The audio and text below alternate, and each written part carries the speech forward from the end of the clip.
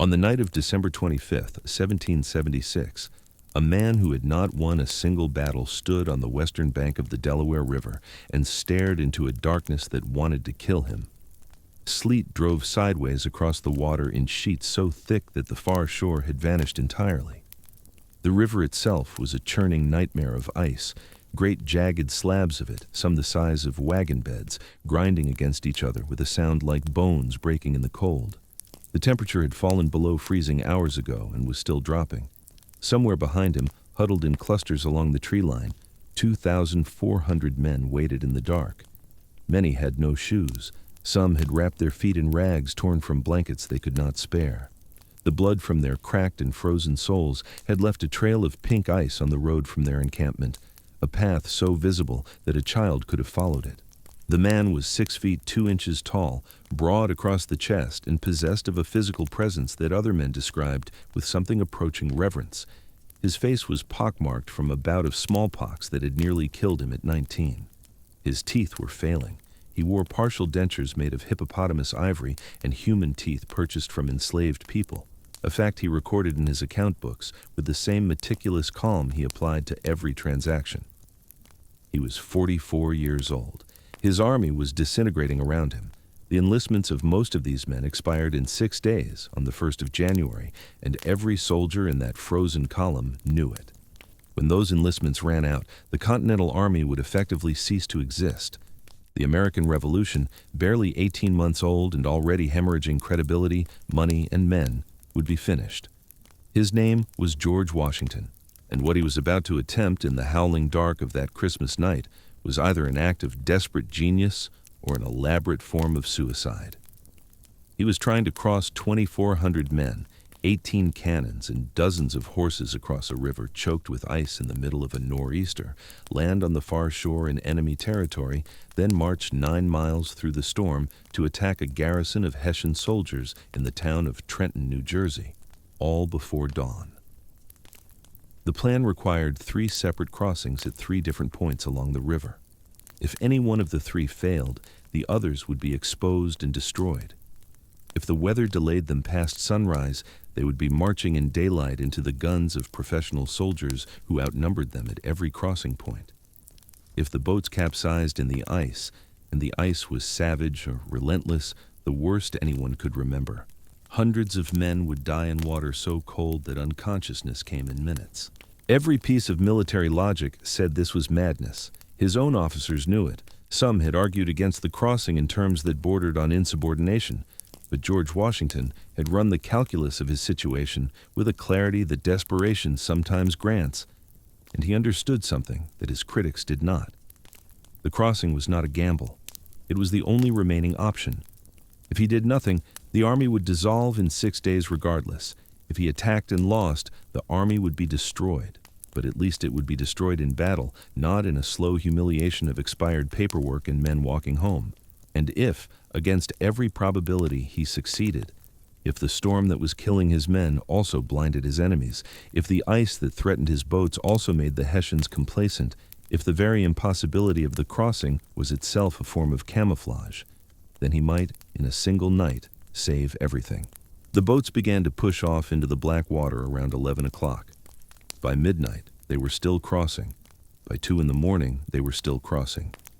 The schedule had called for the entire force to be across by midnight. They were now 2 hours behind, and the men were being loaded onto the Durham boats in conditions that defied description. Soldiers so cold they could not grip their muskets, horses that had to be blindfolded and dragged aboard, cannons that shifted on the flat-bottomed hulls with every collision against the ice. The crossing would not be complete until nearly 4 in the morning.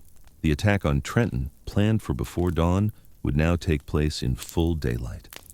Washington received this news and did not change the order. They would march, they would attack. The storm would be their ally or their executioner, and there was no longer any meaningful distinction between the two.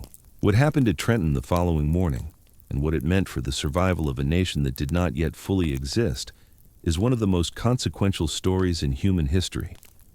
But to understand how George Washington came to stand on that frozen riverbank, willing to bet everything on a single night, we must go back much further.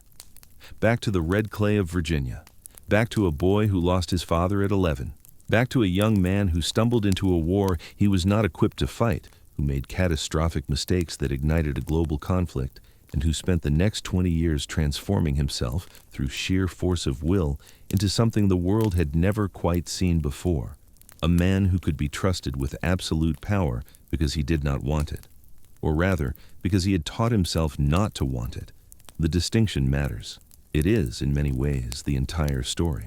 The primary accounts of Washington's life come from sources of extraordinary richness and occasional frustrating silence. Washington himself was a prolific correspondent. Over 20,000 letters survive in his hand, covering everything from military strategy to the price of wheat to detailed instructions for the management of the enslaved people who worked his plantation at Mount Vernon. These letters reveal a mind of relentless precision and careful self-presentation. Washington rarely wrote anything unguarded. He composed his correspondence the way he composed his public persona, with an awareness that history was watching. His aide-de-camp, Alexander Hamilton, who served beside him for 4 years during the Revolution and observed him under every conceivable form of pressure, left accounts that capture Washington's private temperament. The volcanic anger he kept leashed beneath his famous composure, the agonizing deliberation behind decisions that appeared effortless. The Marquis de Lafayette, the young French aristocrat who became something close to an adopted son, wrote of Washington with a tenderness that cut through the myth-making to reveal the human being beneath. And the journals of the men who served under him, soldiers who watched him ride along the line at Princeton with musket balls clipping the air around his head, who saw him weep at the execution of a spy, who followed him through 7 years of war, not because they believed they would win, but because they could not bring themselves to abandon the man who refused to abandon them. These accounts form the closest thing we have to a portrait of Washington as he actually was. Not the marble deity of later mythology, not the face on the currency. The living man, with his ferocious ambition and his equally ferocious self-discipline, his physical courage and his moral contradictions, his capacity for both extraordinary sacrifice and extraordinary cruelty. He was born on February 22, 1732, on a tobacco plantation along the banks of Pope's Creek in Westmoreland County, Virginia. The landscape that received him was a country of wide, slow-moving rivers and ancient forests, of red earth so rich it stained your hands and your clothes, and, in time, your soul. Virginia in the 1730s was a society built on 3 things: tobacco, land, and enslaved labor. The first 2 were matters of commerce. The third was a matter of systematic human brutality so deeply woven into the fabric of daily life that it had become invisible to those who benefited from it, as natural and unremarkable as the weather. George Washington was born into this world, and he never fully escaped it. He would spend his life building a mythology of liberty while holding human beings in bondage. He would write eloquently about the rights of man while recording in his ledgers the births, deaths, sales, and punishments of people he legally owned. This contradiction was not incidental to his story. It was central to it. It lived in every room of his house, worked every acre of his land, and served every meal at his table. To tell the story of George Washington without this fact permanently visible is to tell a lie. To reduce him to this fact alone is to tell a different lie. The truth requires holding both realities simultaneously, which is uncomfortable. It should be. His father, Augustine Washington, was a prosperous planter of the middling Virginia gentry, not among the colony's great families, but comfortable, ambitious, and upwardly mobile. He was a large, physically powerful man who had built his modest fortune through a combination of land speculation, tobacco cultivation, and an iron furnace. He had been married twice. His first wife, Jane Butler, had given him 3 children before dying young. His second wife, Mary Ball, would give him 6 more, of whom George was the eldest. Augustine was away frequently, managing distant properties, traveling to England on business, and the household was dominated by Mary, a woman whose personality has been the subject of considerable historical debate.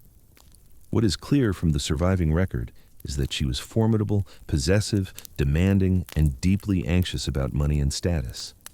She complained publicly about her son's neglect for decades, even after he became the most famous man in America. She petitioned the Virginia legislature for a pension while her son was commanding the Continental Army, an act so embarrassing that George intervened privately to stop it. The relationship between George Washington and his mother was characterized by duty rather than warmth, obligation rather than affection. He visited her. He sent her money. He never, in any surviving letter, expressed love for her or credited her with shaping his character. The shaping came from elsewhere. It came from Lawrence. Lawrence Washington was George's elder half-brother by 14 years, Augustine's son from his first marriage. He was everything George was not yet but desperately wanted to become: educated, worldly, charming, and connected. Lawrence had attended the Appleby Grammar School in England, a privilege that George, after his father's death, would never receive. He had served as a captain in the British colonial regiment that fought at the siege of Cartagena in 1741, returning to Virginia with a soldier's bearing, a veteran's stories, and a social confidence that opened doors throughout the colony.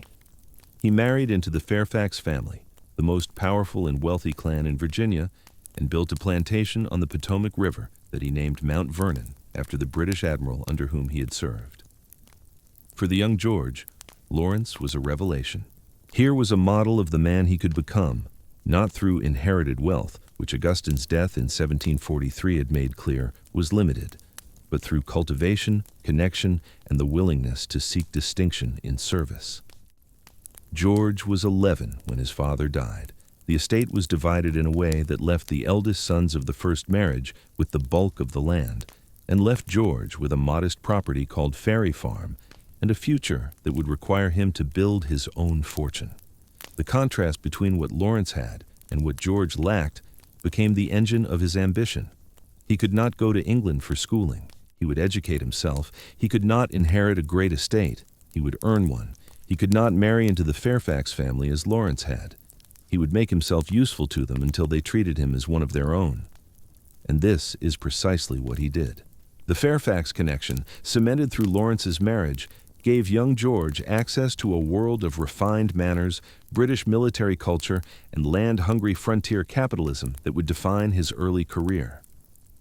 Lord Fairfax, the family patriarch, owned over 5 million acres of Virginia's northern neck, a staggering tract of wilderness stretching to the Blue Ridge Mountains and beyond. When Fairfax needed a surveyor to map his western holdings, the 16-year-old George Washington volunteered. It was the first journey that would begin his transformation. The boy who rode into the Shenandoah Valley in March of 1748 was not yet the man history remembers. He was tall for his age, already approaching his eventual height, with reddish-brown hair tied back and hands that were large even by the standards of a large-framed young man. He was socially awkward in ways that survive in the historical record as a kind of painful earnestness. He had copied out by hand 110 rules of civility and decent behavior in company and conversation, a 16th century Jesuit etiquette manual. And the precision with which he followed these rules suggests not natural grace, but the deliberate construction of a persona by someone acutely aware of what he lacked. Rule number 1. Every action done in company ought to be with some sign of respect to those that are present. Rule number 73. Think before you speak. These were not principles George Washington was born with. They were principles he built himself from, brick by careful brick, the way a man with no inheritance builds a house. The surveying expedition took him across the Blue Ridge and into a world that most Tidewater Virginians knew only from rumor. He slept in frontier cabins where 30 people shared a single room. He met settlers whose lives bore no resemblance to the plantation world he had grown up in, men and women who lived by the rifle and the axe, who measured wealth in pelts and cleared acreage rather than in hogsheads of tobacco. He encountered Native Americans for the first time and recorded the meeting in his journal with a mixture of fascination and the casual condescension that characterized his culture's view of indigenous peoples. He waded through rivers, climbed mountains, and slept under stars in country so vast and wild that the idea of any single person owning it seemed absurd, which did not prevent him from wanting to. Because what the surveying trips revealed to George Washington was not merely the beauty of the frontier. It was its value. Land. millions of acres of it, stretching westward beyond the mountains, unclaimed by any European power and inhabited by peoples whose claims the Virginia gentry did not recognize. The mathematical mind that could calculate property boundaries with professional precision could also calculate something far more consequential, that the future of American wealth lay in Western land, and that the men who controlled access to that land would become the most powerful figures in the colonies. Washington began acquiring Western land claims while still a teenager. By the time he was 21, he owned over 2,000 acres. By the end of his life, he would control over 50,000. The hunger for land never left him. It shaped his military decisions, his political alliances, and his vision for the nation he would one day lead. It also drove him deeper into the institution of slavery, because land without labor was worthless, and the labor that built Virginia's wealth was the labor of enslaved human beings. But all of that lay in the future. In 1748, the 16-year-old George Washington was still a boy on a horse, riding into the wilderness with a compass and a chain, learning to read the landscape the way a general reads a battlefield: terrain, water, elevation, lines of approach and retreat. The skills he acquired as a surveyor would serve him for the rest of his life. Not just the technical knowledge of geography and map-making, but the deeper understanding that came from moving through wild country on foot and horseback, the knowledge that the land itself was an actor in human affairs, that rivers and mountains and forests did not merely sit beneath the drama of history, but actively shaped it. That the man who understood the ground possessed an advantage no amount of courage or firepower could overcome. Lawrence Washington watched his younger brother's development with visible pride and growing concern. Lawrence himself was dying. The tuberculosis that would kill him in 1752 had begun its slow work, and as his health declined, he became increasingly determined to secure George's future before he was no longer able to intervene. It was Lawrence who arranged George's appointment as a district adjutant of the Virginia militia in 1752, a largely ceremonial position that carried the rank of major and an annual salary of £100. George was 20 years old. He had no military training whatsoever. He had never commanded men in the field, never heard a shot fired in anger, never seen a man die by violence. His qualification for the position was his last name, his connection to the Fairfax family, and the imposing physical presence that made people assume he was a leader before he had done anything to prove it. Lawrence died on July 26, 1752. George was not yet 21.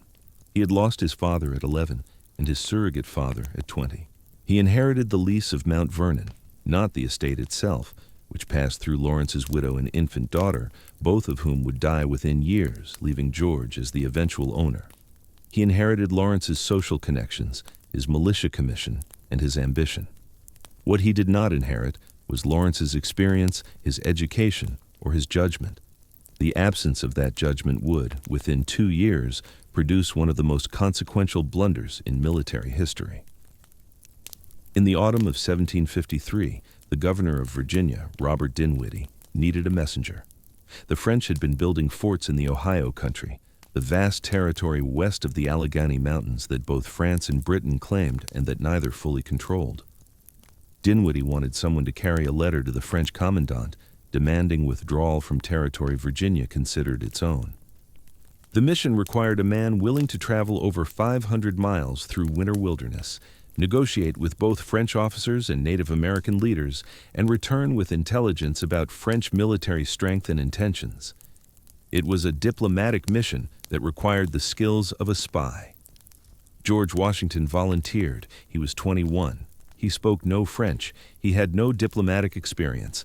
He had never negotiated with a foreign military power.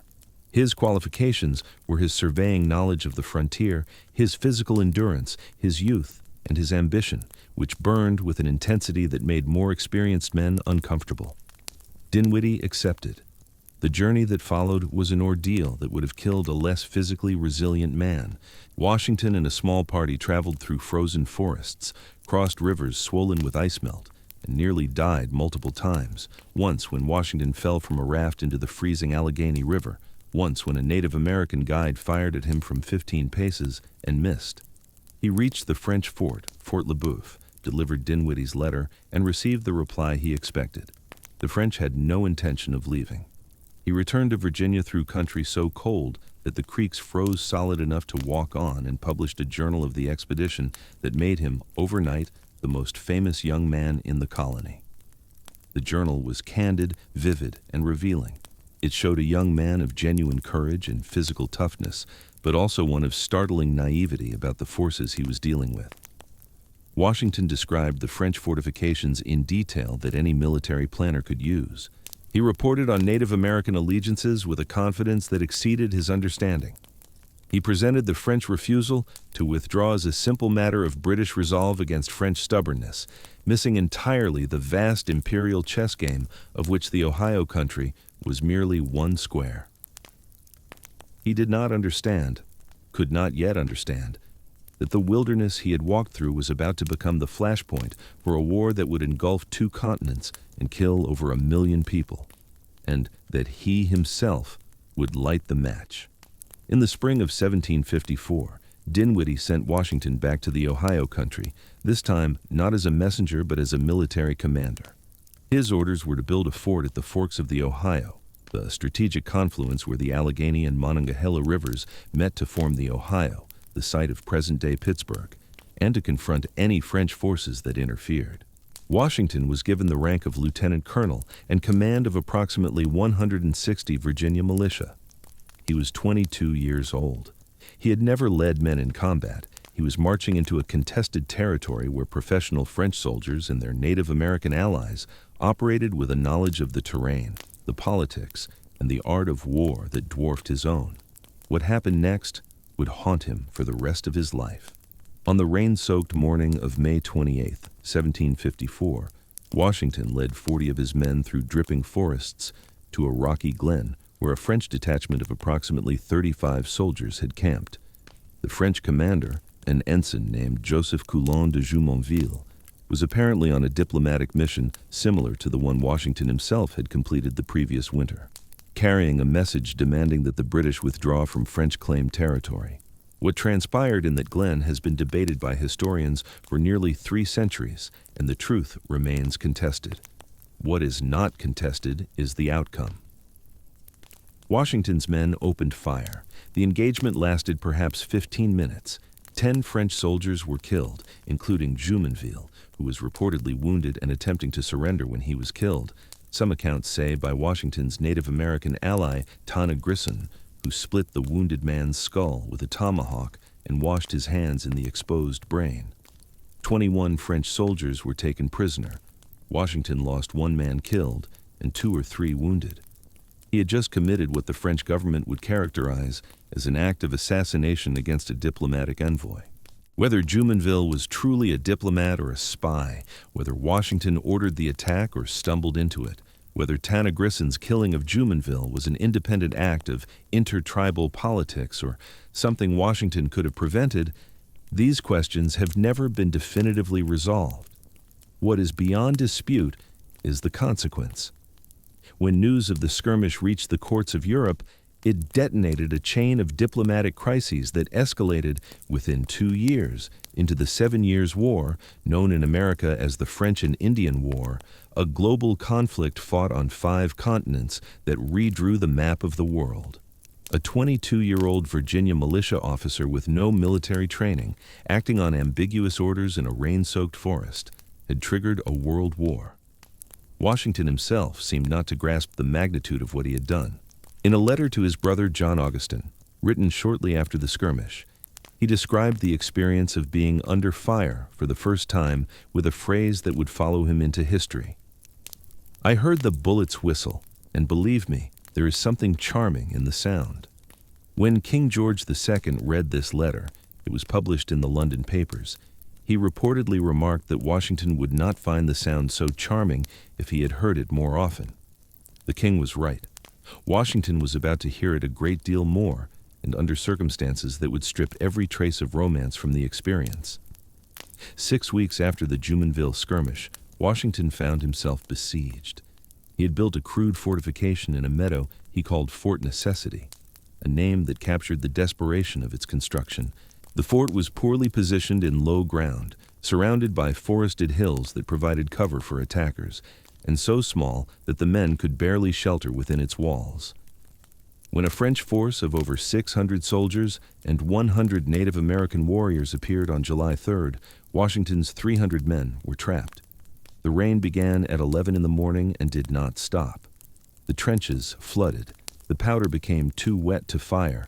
The men broke into the rum supply and began drinking. By nightfall, with a third of his men killed or wounded and the rest either drunk or drowning in the trenches, Washington accepted terms of surrender. The French, displaying a sophistication that Washington was not yet equipped to match, presented the surrender document in French, a language Washington could not read. His translator, a Dutchman whose French was uncertain at best, rendered the critical passage as an acknowledgment that Washington had been involved in the death of Jumonville. The actual French word used was l'assassinat. Washington signed a document confessing to the assassination of a French diplomatic envoy. He marched his surviving men back to Virginia in humiliation. The Virginia House of Burgesses dissolved his regiment rather than face the embarrassment of its continued existence. The French consolidated their control of the Ohio country, and across the Atlantic, the machinery of imperial war began to turn with a momentum that nothing could stop. George Washington was 22 years old. He had lost his first battle, triggered a world war, and signed a confession of assassination in a language he could not read. By any reasonable measure, his military career should have been over before it began. Instead, something remarkable happened, something that would distinguish George Washington from every other ambitious young officer who had ever stumbled into catastrophe and retreated into obscurity.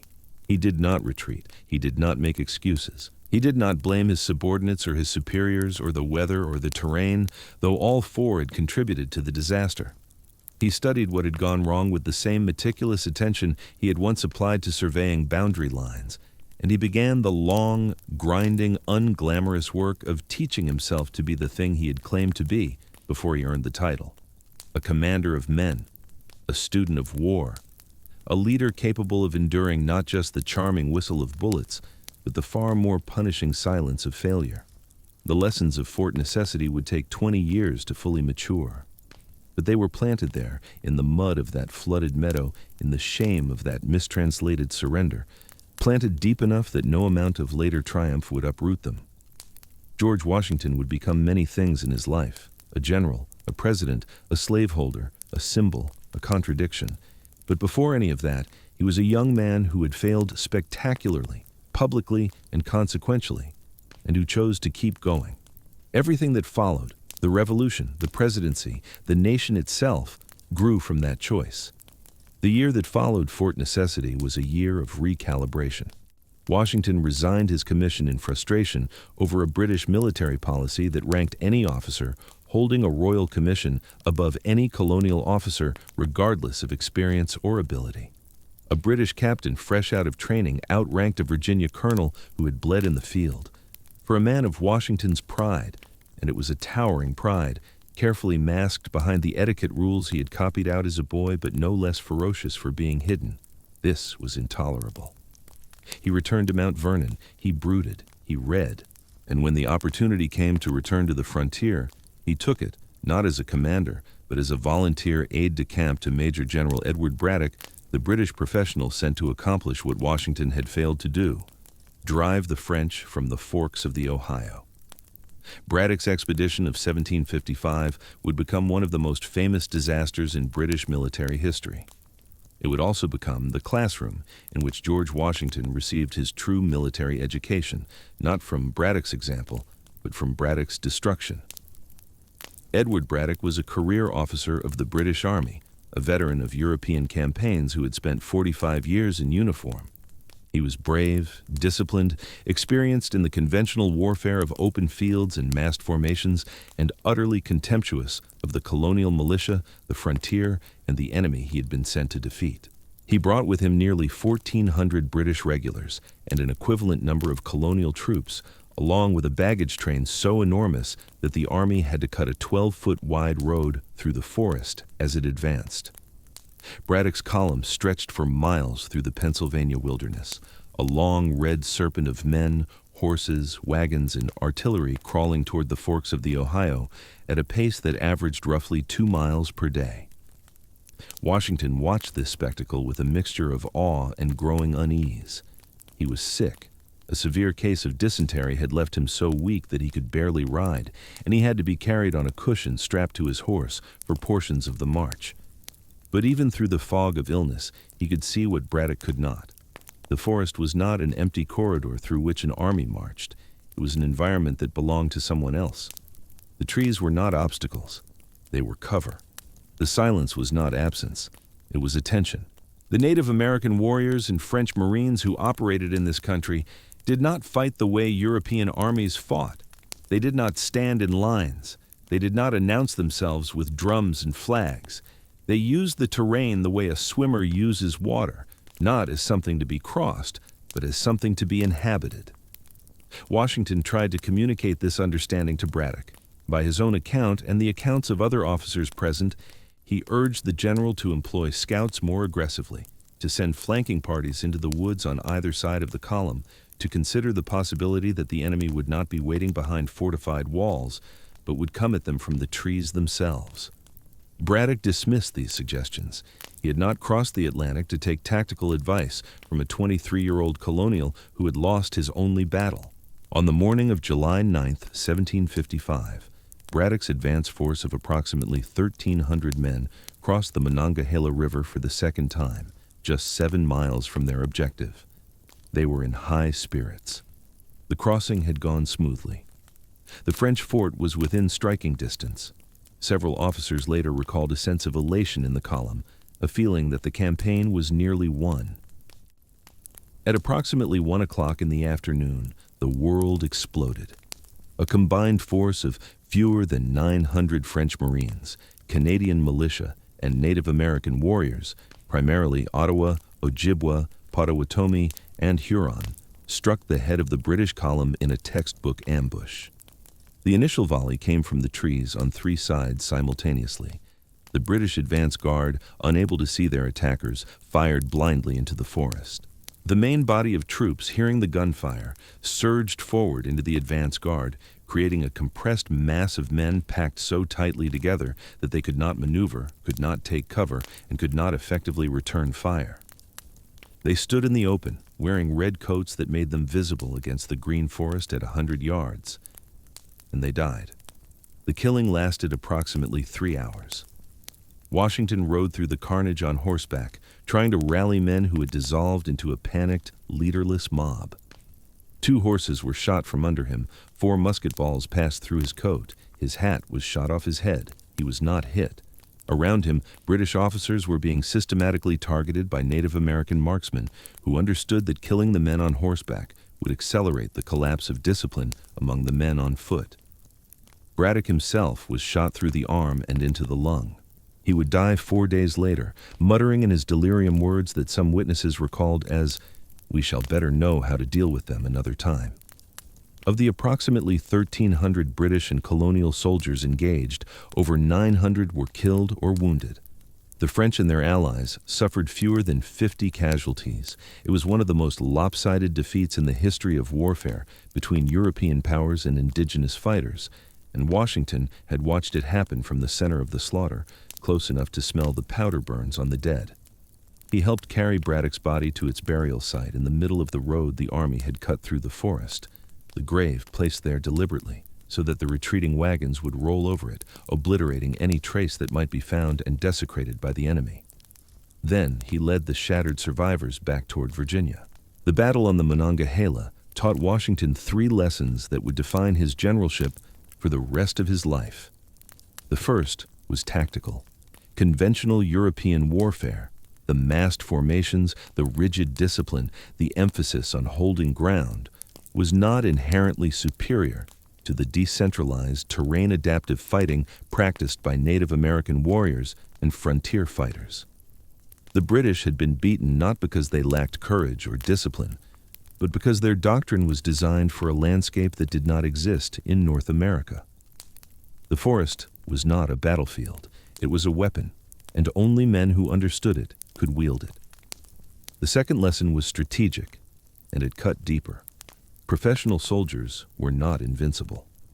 The British regulars who had marched into the Monongahela with their precise formations and their contempt for colonial troops had been annihilated by an enemy that did not play by their rules. This was a revelation that Washington stored away for 20 years, until the day he found himself commanding an army of amateurs against the most powerful military on earth.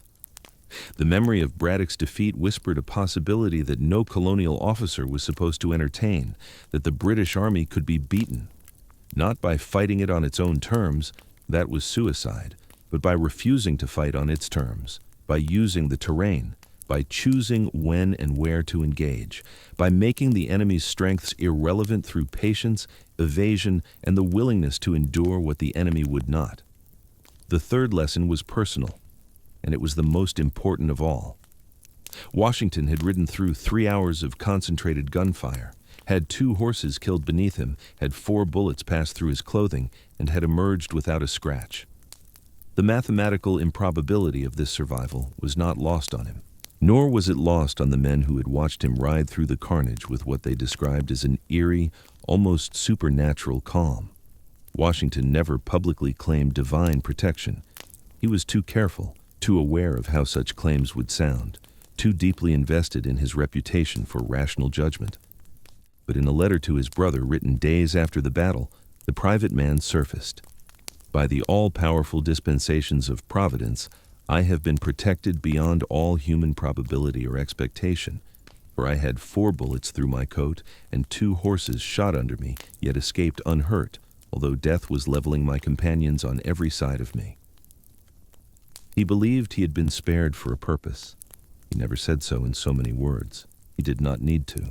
The belief radiated from his subsequent actions like heat from a furnace, the willingness to take risks that should have been fatal, the calm under fire that other men interpreted as either courage or madness, the absolute refusal to abandon a cause once he had committed to it. Washington's faith in his own survival was not arrogance. It was something closer to a debt. He had been given his life at the Monongahela. The only question was what he would spend it on. For the next 3 years, he spent it on frustration. Governor Dinwiddie appointed Washington colonel of the Virginia Regiment and charged him with defending the colony's 300-mile frontier against French and Native American raids. It was an impossible assignment. Washington had approximately 1,000 men to protect a border that stretched from the Potomac to the North Carolina line, through dense forest and mountain terrain that made rapid movement impossible.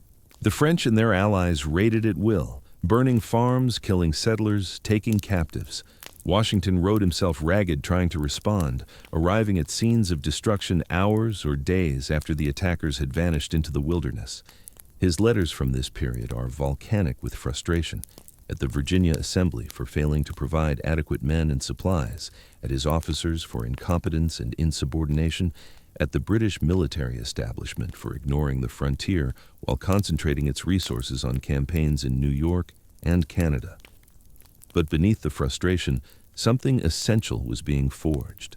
For the first time, Washington was not merely playing at command, he was commanding.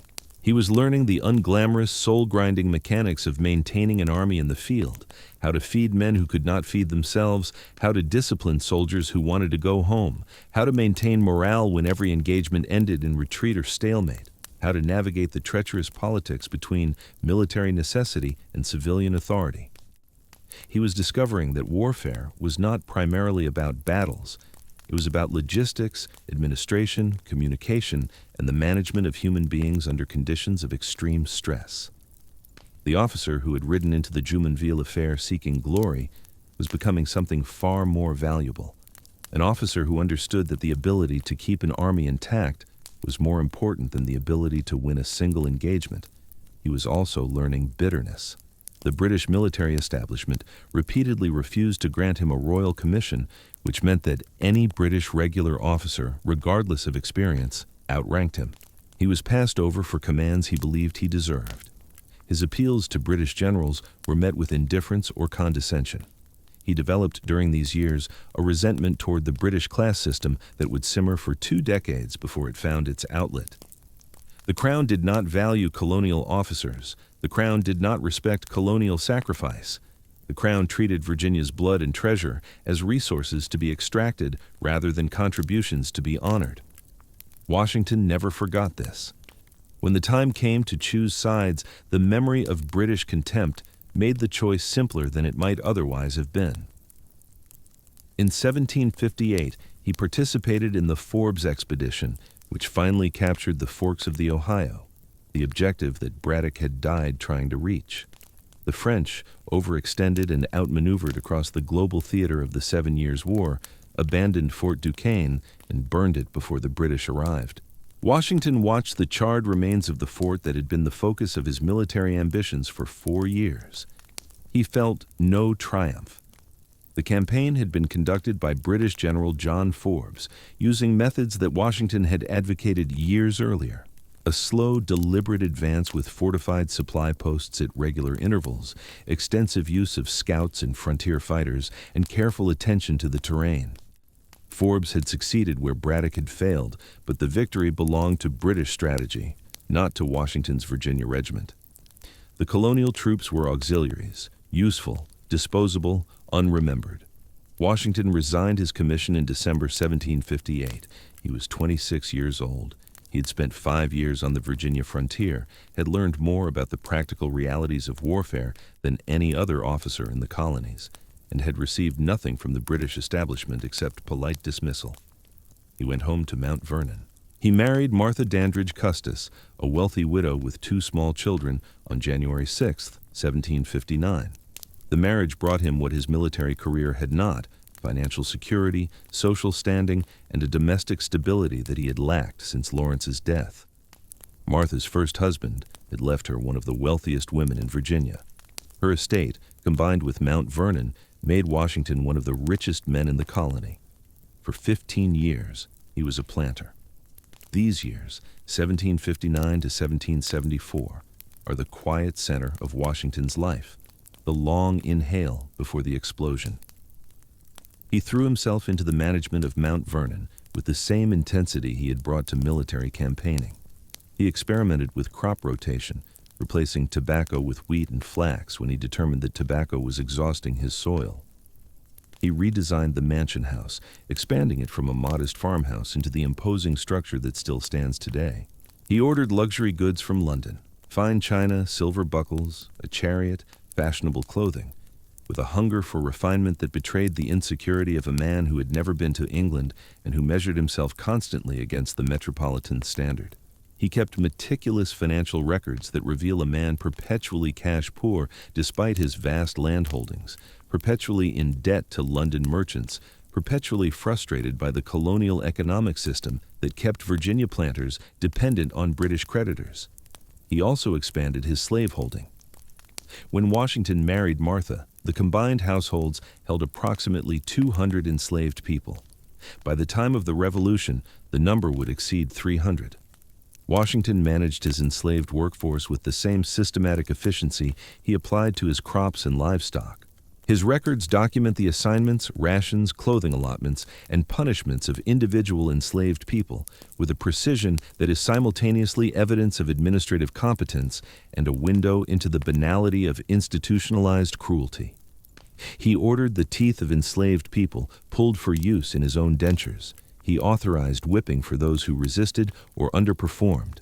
When enslaved people ran away, and they did repeatedly, because human beings will always seek freedom, regardless of the legal structures designed to prevent it, he pursued them with advertisements, bounty hunters, and a cold determination that contradicted every principle he would later claim to fight for.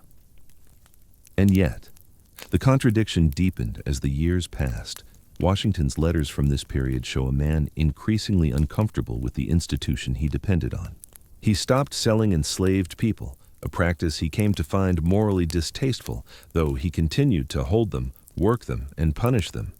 He began expressing private doubts about slavery's compatibility with the principles of natural right that were beginning to permeate colonial intellectual life. These doubts were genuine. They were also insufficient. Washington saw the contradiction. He named it in private correspondence. He could not resolve it. because resolving it would have required dismantling the economic foundation of everything he had built. The man who would risk his life for liberty could not bring himself to risk his fortune for it. Not yet. Not for another 30 years, and even then only in death, and even then only for the people he personally owned, not for the hundreds of enslaved people held by Martha's estate, whom he had no legal power to free. This is the wound at the center of the American founding, and Washington carried it more visibly than any other figure, because he was the man who most perfectly embodied both the ideal and the betrayal. He believed in liberty. He practiced slavery. He knew the two were irreconcilable. He chose to defer the reckoning. The nation he built would inherit that deferral, and the interest on it would compound for 2.5 centuries. But in the mid-1760s, as Washington rode his fields and managed his ledgers and expanded his house, a different kind of reckoning was approaching, one that would pull him out of his quiet Virginia life and set him on the path to the frozen banks of the Delaware. The 7 Years' War had ended in 1763 with a total British victory. France ceded virtually all of its North American territory. Britain now controlled the continent from the Atlantic to the Mississippi. But the war had been staggeringly expensive, and the British Parliament, staring at a national debt that had nearly doubled during the conflict, decided that the colonies who had benefited from British military protection should help pay for it. The Stamp Act of 1765, the Townshend Acts of 1767, the Tea Act of 1773. Each new tax, each new assertion of parliamentary authority over colonial affairs widened the fracture between Britain and its American possessions. Washington's journey from loyal British subject to revolutionary was gradual, reluctant, and driven as much by economic self-interest as by political principle, a fact that makes it more human, not less. The Navigation Acts and British trade restrictions kept Virginia planters trapped in a system of chronic indebtedness to London merchants. Washington owed money he could not repay to creditors who charged interest. He could not control under terms he had no power to negotiate. When Parliament added direct taxation to this existing economic servitude, Washington's resentment, already seeded by his treatment during the French and Indian War, found its political language. The issue was not merely money. It was autonomy. It was the principle that men who built their own wealth on their own land should not be governed by an authority that did not consult them and could not be held accountable by them. The irony of a slaveholder demanding self-governance was not invisible to Washington's contemporaries, and it should not be invisible to us. But irony does not negate sincerity. Washington genuinely believed in the principle of representative government. He genuinely believed that British policy was eroding the rights of Englishmen in the colonies. He genuinely believed that a crisis was coming that would require men of substance and reputation to stand on one side or the other. And when the Continental Congress, meeting in Philadelphia in June of 1775, needed a commander-in-chief for the newly formed Continental Army, Washington made himself available with the same quiet, deliberate self-presentation he had practiced since he was 16 years old, copying rules of civility by candlelight. He wore his military uniform to the congressional sessions. He was the only delegate who did so. In a room full of lawyers, merchants, and politicians, Washington stood in the blue and buff of the Virginia militia, a silent advertisement for his availability and his qualifications. The message was unmistakable. It was also effective. On June 15, 1775, Congress unanimously elected him commander-in-chief. He accepted with a speech of characteristic self-deprecation that was also characteristically a masterpiece of strategic positioning. He declared himself unequal to the task. He refused any salary, asking only that Congress cover his expenses, a gesture that simultaneously demonstrated his personal wealth, his patriotic disinterest, and his awareness that a man who served without pay occupied a moral position that no salaried officer could match.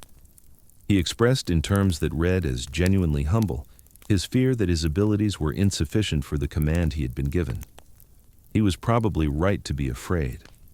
The army he was about to inherit was not an army in any meaningful sense of the word. It was a collection of militia units from different colonies with different equipment, different training, different officers, and different ideas about how long they intended to serve. They were camped around Boston, where they had the British garrison bottled up after the battles of Lexington and Concord. But their organization was chaotic, their supply system was non-existent, and their commitment was uncertain. Many had enlisted for terms as short as 3 months. They were farmers, tradesmen, and laborers who had picked up muskets in a spasm of outrage and were already wondering when they could put them down again.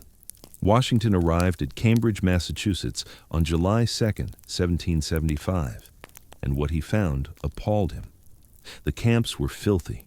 The officers fraternized with their men in ways that Washington, with his Virginia gentleman's sense of hierarchy, found intolerable. There was no unified chain of command.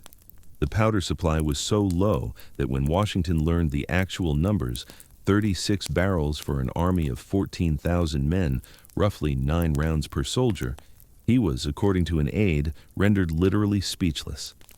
He sat in silence for half an hour. Then he began to build. What Washington constructed over the following months was not merely a military organization, but a national identity. He insisted on uniform standards of discipline across all colonial units. He cashiered officers who could not maintain order. He established courts-martial. He demanded regular reports, inspections, and accounting of supplies. He imposed the hierarchical distance between officers and enlisted men that his Virginia sensibility required and that military effectiveness demanded. He was, in the words of one historian, less a general fighting a war than a nation-builder who happened to be using an army as his instrument. The siege of Boston ended in March 1776 when Washington fortified Dorchester Heights with cannons dragged 300 miles from the captured British fort at Ticonderoga, a logistics triumph orchestrated by the young Henry Knox, a former bookseller who had taught himself artillery tactics from the books in his shop. The British evacuated Boston by sea. It was Washington's first strategic victory, achieved without a major battle, through maneuver, logistics, and the willingness to attempt what the enemy considered impossible. The pattern was set. The revolution would not be won by brilliant battlefield victories. It would be won by the refusal to lose, by keeping the army alive when every force, weather, politics, disease, desertion, and the most powerful military on earth, conspired to destroy it. By making survival itself a form of victory, because as long as the Continental Army existed, the Revolution existed, and as long as the Revolution existed, Britain could not claim to have won. Washington understood this. It was the deepest lesson of the Monongahela, of Fort Necessity, of 5 years on the Virginia frontier, watching British regulars fail to adapt to a war that did not follow their rules. He would not defeat the British Army. He would outlast it. He would lose battles, many of them, and he would retreat, and he would be mocked and second-guessed and nearly replaced, and he would keep the army together through all of it by the sheer gravitational force of his presence and the unshakable conviction that the cause was worth any cost. But understanding the strategy and executing it were different things entirely. The months after Boston would test Washington's commitment to this principle in ways that nearly destroyed him and nearly ended the Revolution before it had truly begun. The British evacuation of Boston in March 1776 produced a wave of euphoria throughout the colonies that Washington did not share. He understood what the celebrations obscured. The British had not been defeated. They had relocated. General William Howe had loaded his army onto transports and sailed away, and the question of where he would reappear was not a mystery. It was a certainty. New York. The city sat at the mouth of the Hudson River, the great navigable artery that ran 200 miles north into the heart of the continent. Whoever controlled the Hudson controlled the ability to split the colonies in two, severing New England from the mid-Atlantic and southern states. The British knew this. Washington knew this. And so, in the spring of 1776, he marched his army south to defend a city that was, by every military calculation, indefensible. New York was a nightmare of geography for a defending force. Manhattan was an island, surrounded by waterways that the Royal Navy, the most powerful fleet on earth, could dominate at will. Brooklyn Heights, across the East River on Long Island, commanded the city from above and had to be held, or the position on Manhattan became untenable. But holding Brooklyn Heights required splitting the army across a body of water that the enemy's ships could sever at any moment. Washington was being asked to defend an island against a power that owned the sea, using an army that had no navy, insufficient artillery, and a chronic shortage of men who were willing to stay. He did it anyway. Not because the military logic supported it. It did not, but because Congress wanted New York defended, and Washington was not yet powerful enough to overrule Congress, and the political reality was that surrendering the largest city in the colonies without a fight would devastate the morale that Boston had built. So he split his forces. He placed men on Brooklyn Heights, men on Lower Manhattan, men on the northern end of the island. He spread his army across a position so extended that no single part of it could reinforce any other part in time to matter. He was arranging chess pieces on a board where his opponent controlled the rules.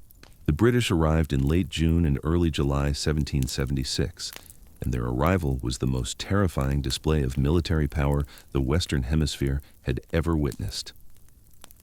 Over the course of several weeks, more than 400 ships appeared in the waters around New York. Warships, transports, supply vessels, carrying approximately 32,000 British and Hessian soldiers, 10,000 sailors, and hundreds of cannons. The fleet stretched across the harbor from Staten Island to the horizon.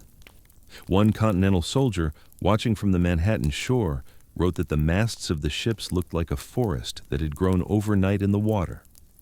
Another wrote simply that he had never imagined so many ships existed in the world. Against this force, Washington had approximately 19,000 men. Many were militia, whose enlistments would expire within months. Many were sick. Smallpox, dysentery, and typhus were tearing through the camps. Many had never fired a musket at another human being. They watched the British fleet assemble and understood with a clarity that no speech or proclamation could match what they had committed themselves to. This was not a frontier skirmish. This was not a siege conducted from a position of advantage. This was the full weight of the British Empire focused on a single point, with the explicit intention of crushing the rebellion in a single campaign season. On August 22, 1776, the British landed 15,000 troops on the southwestern shore of Long Island. 5 days later, on August 27th, Howe launched his attack on the American positions at Brooklyn Heights. The Battle of Long Island was the largest engagement of the entire Revolutionary War, and it was a catastrophe. Howe executed a flanking maneuver of elegant simplicity, sending a strong column on a nighttime march around the American left through an unguarded pass in the ridge that the Continental officers had inexplicably left unwatched. The Americans woke to find the British behind them. What followed was not a battle, but a rout. Over 1,000 Continental soldiers were killed, wounded, or captured. 2 American generals were taken prisoner. The remaining forces were driven back to the fortified positions on Brooklyn Heights, with the East River at their backs and the British Army closing in from 3 sides. Washington crossed to Brooklyn that night to take personal command, and what he found was an army on the edge of disintegration.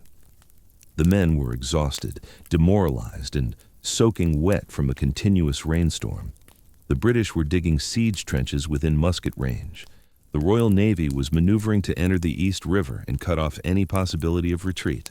Within 24 to 48 hours, the entire Brooklyn garrison, nearly 10,000 men, roughly half of Washington's total force, would be trapped, besieged, and forced to surrender. The loss of that many men would end the Continental Army, and with it, the Revolution. Washington made the decision that saved everything. On the night of August 29th, in conditions of total secrecy, he evacuated the entire Brooklyn garrison across the East River to Manhattan. Every man, every cannon, every horse, every piece of equipment.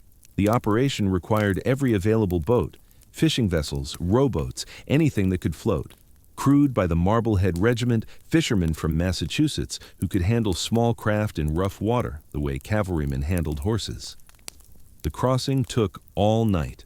The men moved to the waterfront in small groups, under strict orders of absolute silence, with the campfires left burning to deceive British sentries.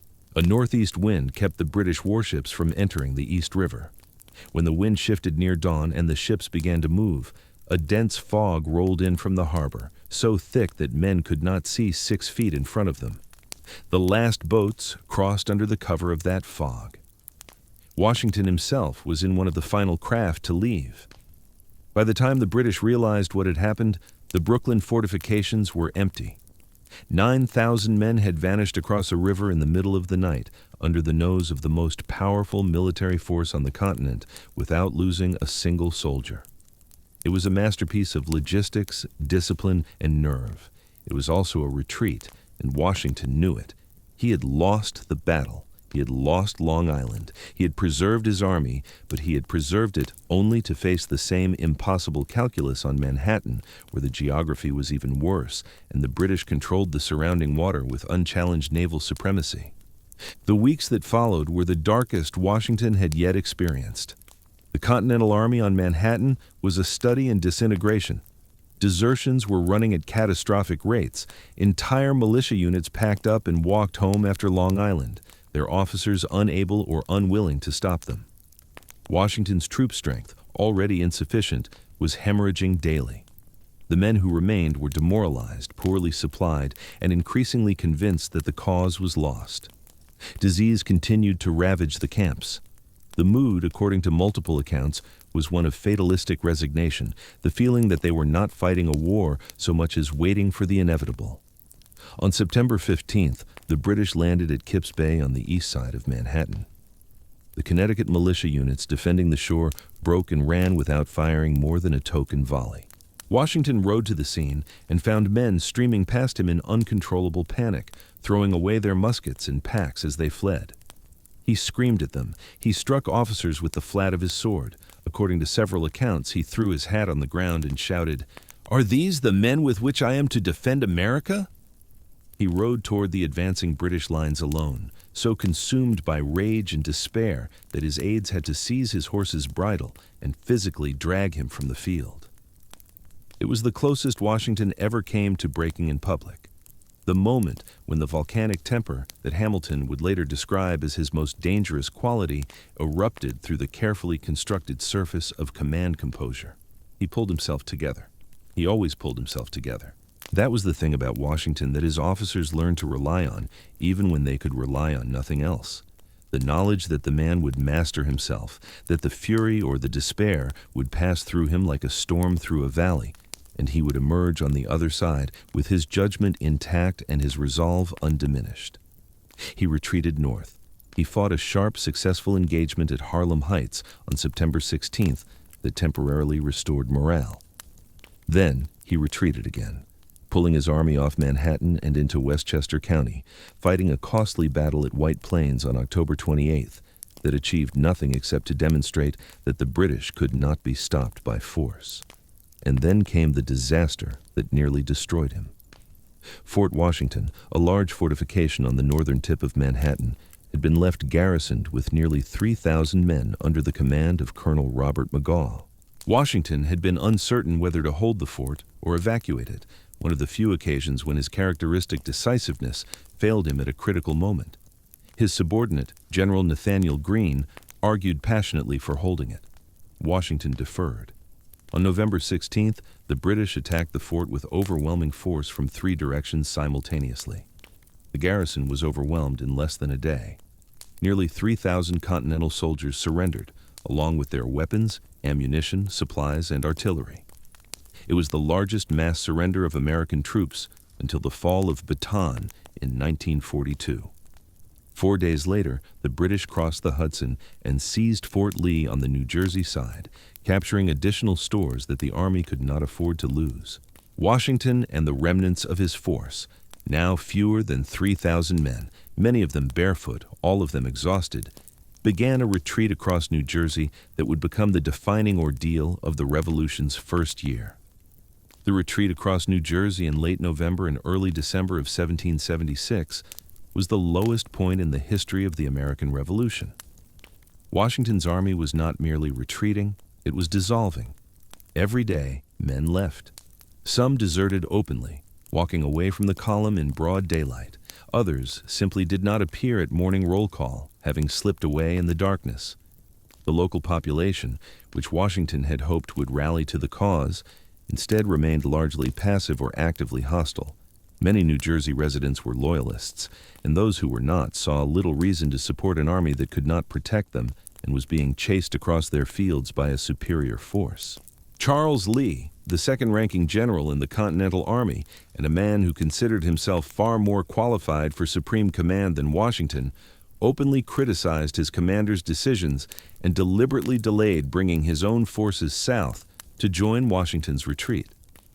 Lee's insubordination was a symptom of a deeper crisis, the growing conviction within the Army and within Congress that Washington was not equal to the task.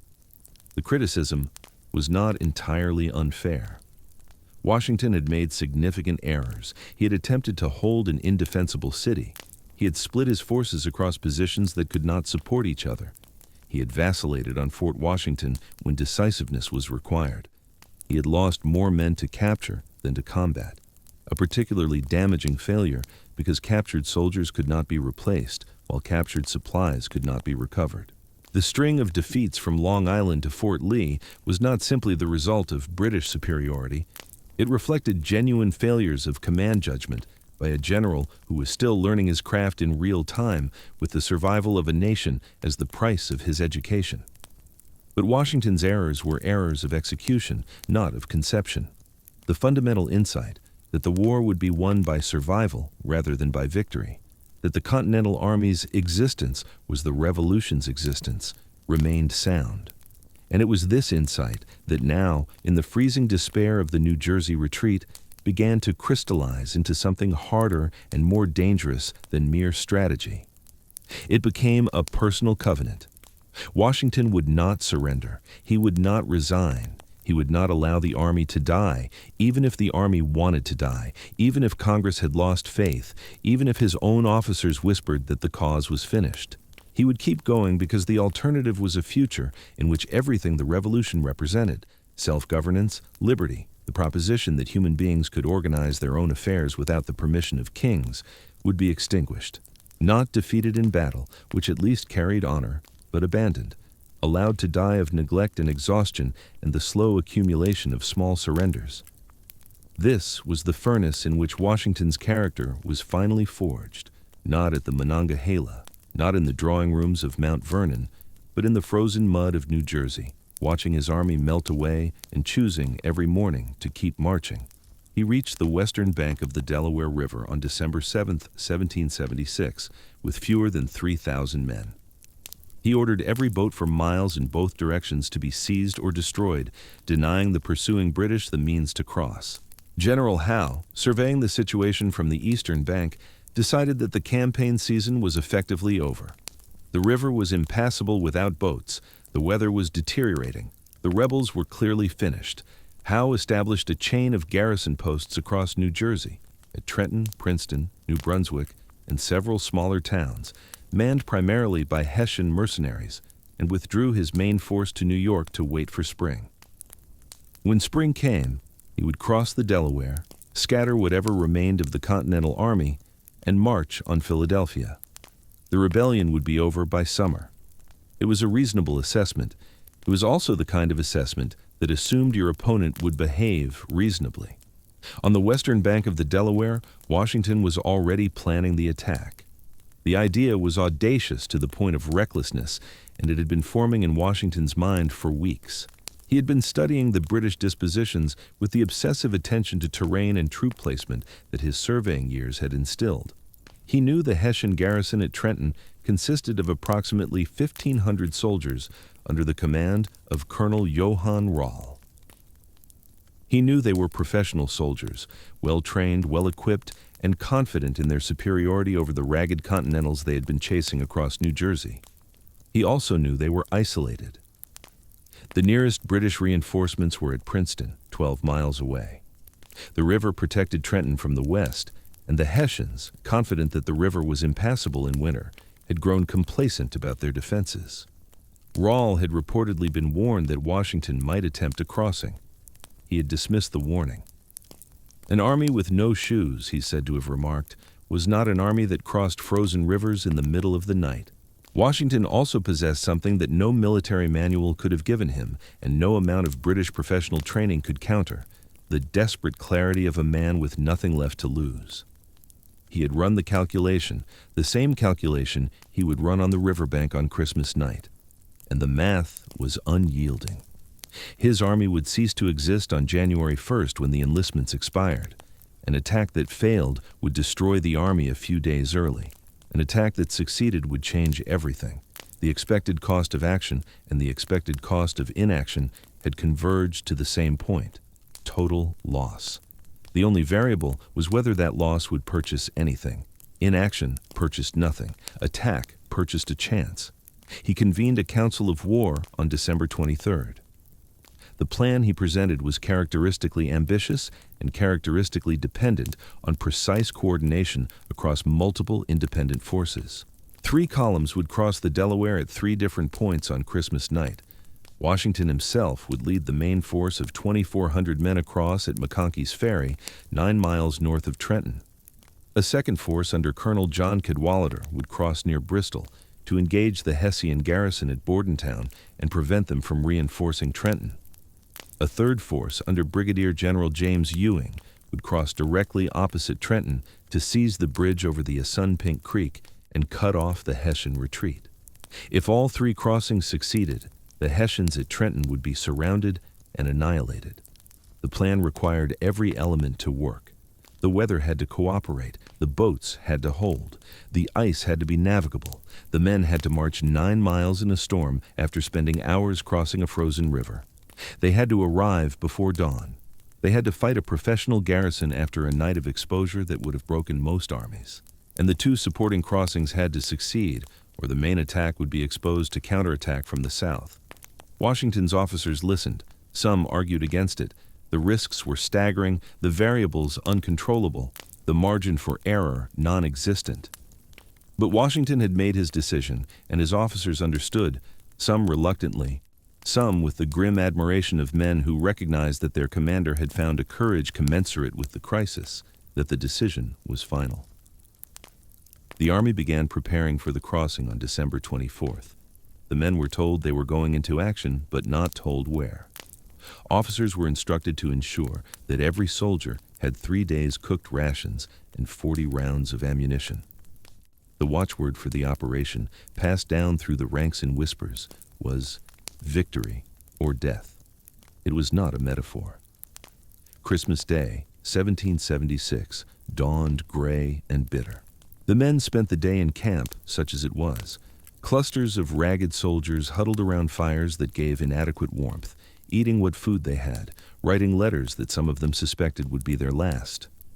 Among the officers, a document was circulating that would become one of the most important pieces of writing in American history, though its author had composed it in conditions that made the act of writing itself an ordeal. Thomas Paine had marched with the army during the retreat across New Jersey. He had seen the desertions, the despair, the frozen feet leaving blood on the roads. He had watched an army come apart and had understood, with a pamphleteer's instinct for the decisive moment, that what the soldiers needed was not another order from their general, but a reason to believe that the suffering meant something. He wrote by campfire light on a drumhead in weather that made the ink freeze in the pen. The words he produced would be read aloud to the troops before the crossing. These are the times that try men's souls. The summer soldier and the sunshine patriot will, in this crisis, shrink from the service of their country. But he that stands by it now deserves the love and thanks of man and woman. Tyranny, like hell, is not easily conquered. Yet we have this consolation with us, that the harder the conflict, the more glorious the triumph. The officers read these words to their companies as the light faded on Christmas afternoon. Whether the men were moved by the rhetoric or simply too exhausted and committed to turn back, the effect was the same. Nobody left. When the order came to march to McConkey's Ferry as darkness fell, 2,400 men rose from their fires and walked into the storm. And so we returned to the riverbank, to the sleet and the darkness and the grinding ice, to the man who had not won a single battle, standing 6 feet 2 inches tall in the freezing rain, watching the Durham boats push off into a river that seemed determined to kill everyone who touched it. The crossing was managed by Colonel John Glover and his Marblehead Regiment, the same Massachusetts fishermen who had evacuated the army from Brooklyn 4 months earlier. These men were the unsung specialists of the Revolution, mariners who could handle boats in conditions that would have paralyzed any other unit in the Army. They manned the oars and poles of the Durham boats, flat-bottomed craft designed for hauling iron ore down the Delaware, 40 to 60 feet long, sturdy enough to withstand the ice, but shallow-drafted enough that they rolled sickeningly with every impact. The boats carried soldiers standing upright in the hulls, packed so tightly that if one man fell, he would take 6 others with him. The horses were loaded separately, blindfolded against the torchlight and the crash of the ice, their hooves slipping on the wet planking. The 18 cannons, 6-pounders and 3-pounders under the command of the young Captain Alexander Hamilton, were the last to cross, manhandled onto the boats with a combination of engineering and profanity that the surviving accounts describe with a soldier's grim appreciation. The ice was the enemy within the enemy. Great slabs of it jammed against the boats, spinning them, trapping them, threatening to capsize them with every minute of the crossing. The Durham boats had to be poled and rowed through channels that closed behind them and opened ahead of them with the unpredictable violence of a frozen river in flood. Men at the gunwales pushed ice away with their hands, with oars, with musket butts. The sound was constant and terrible, the grinding, cracking, booming of ice under pressure, overlaid with the howl of the wind and the sleet that drove into exposed skin like needles. Washington crossed with the first wave and stood on the New Jersey shore as the boats went back and forth, through the dark. He spoke little. Aides who were near him that night recalled a man of terrifying stillness, the same quality his soldiers had observed at the Monongahela, the preternatural calm that descended on him at moments of maximum danger, as though the enormity of the crisis had the paradoxical effect of quieting every turbulent element of his personality and leaving only the essential mechanism of command. The last boat landed at approximately 3:30 in the morning.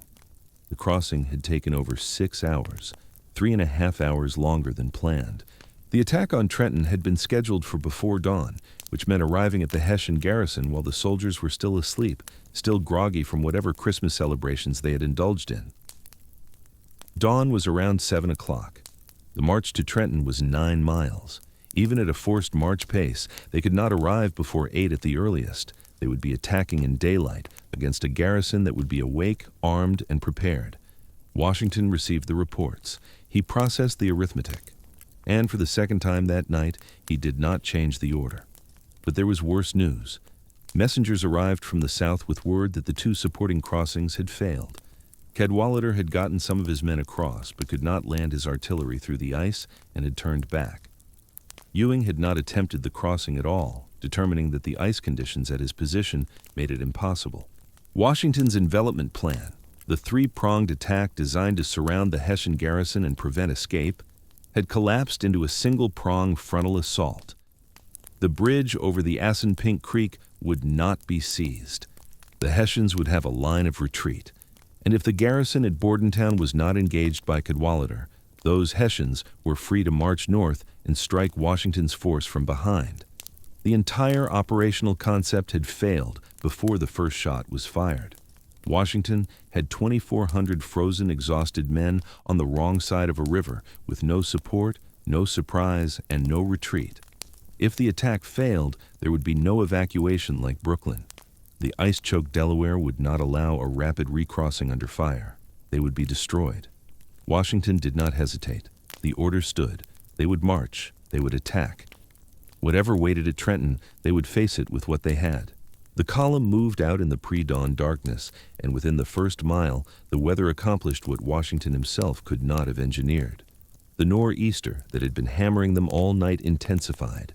The sleet turned to snow, then to hail, then back to sleet, driven by winds that came from the northwest, which meant, critically, that the storm was blowing directly into the faces of anyone looking west from Trenton. The Hessian sentries, posted on the roads leading into town, were huddled in whatever shelter they could find, their visibility reduced to yards, their muskets unreliable in the wet.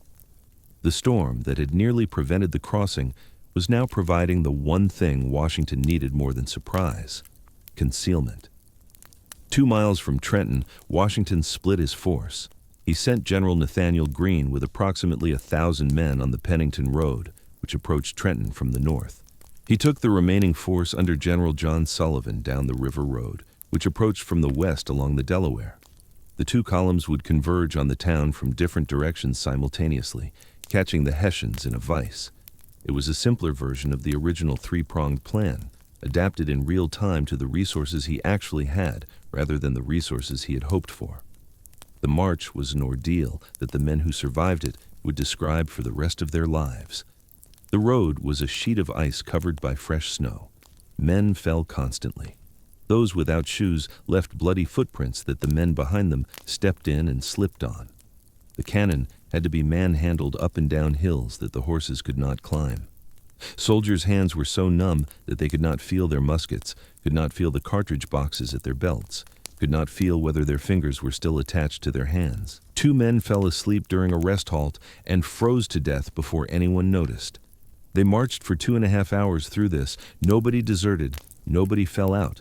2,400 men who had every reason to quit kept walking toward a fight they had every reason to believe they would lose, because the man at the front of the column had not stopped walking, and they could not bring themselves to stop before he did. At approximately 8 o'clock on the morning of December 26th, the advance guard of Greene's column encountered a Hessian outpost on the Pennington Road. The sentries fired a few shots and fell back toward the town, shouting the alarm. Minutes later, Sullivan's column reached the western edge of Trenton and opened fire. The Battle of Trenton had begun. What Colonel Johann Rall woke to that morning was not the orderly alarm of a garrison under conventional attack. It was chaos. Musket fire was coming from 2 directions simultaneously, muffled and distorted by the storm into a sound that seemed to originate everywhere and nowhere. His men were tumbling out of the houses where they had been quartered, homes, churches, barracks scattered across the town, grasping for weapons, pulling on equipment, trying to form the tight regimental lines that Hessian doctrine demanded. But the streets of Trenton were not a parade ground. They were narrow, icy, choked with snow, and now filling with the sound of cannon. The cannon made the difference. Alexander Hamilton's artillery had been hauled 9 miles through a nor'easter by men who could not feel their hands, and now those guns were positioned at the heads of the 2 main streets running through Trenton, King Street and Queen Street, firing grape shot directly down the length of the town. The effect was devastating. Hessian soldiers attempting to form ranks in the streets were swept by iron balls the size of musket rounds, fired in clusters that turned each cannon into a giant shotgun. The professional formations that made Hessian troops so formidable in open field engagements became, in the confined geometry of Trenton's streets, a concentrated target. Men standing shoulder to shoulder in neat lines were not disciplined soldiers presenting a unified front. They were a mass of human bodies grouped for maximum vulnerability. Rall was a brave officer and a competent one, but he had made a critical error in the days before the attack, one rooted not in stupidity, but in the professional soldier's contempt for an enemy he considered beneath serious military consideration. He had been warned. Multiple warnings had reached him in the preceding days. A local loyalist had written a note delivered to Rall during a card game on Christmas evening, warning that the Americans were preparing to cross the river. Rall had slipped the note into his pocket without reading it. It was found there after his death. He had not built the redoubts and defensive works that his subordinates had requested, reportedly saying that the fortifications were unnecessary against an enemy that would never dare attack. He had not established a robust early warning system on the roads leading into Trenton. He had relied instead on the river, the weather, and his assumption that the Continental Army was a spent force incapable of offensive action. The assumption was understandable. It was also fatal. Rall managed to get 2 of his 3 regiments partially formed in the field southeast of town, near the Assunpink Creek. He mounted his horse and rode among his men, shouting orders, trying to organize a counterattack that would retake the town's main intersection and the cannon that were tearing his formations apart. He led a charge back up King Street. It was the kind of aggressive, direct assault that Hessian soldiers were trained for, and that might have worked against a less determined enemy on open ground. In the streets of Trenton, with American infantry firing from behind houses and fences on both sides, and Hamilton's guns roaring at the head of the street, it was a march into a killing ground.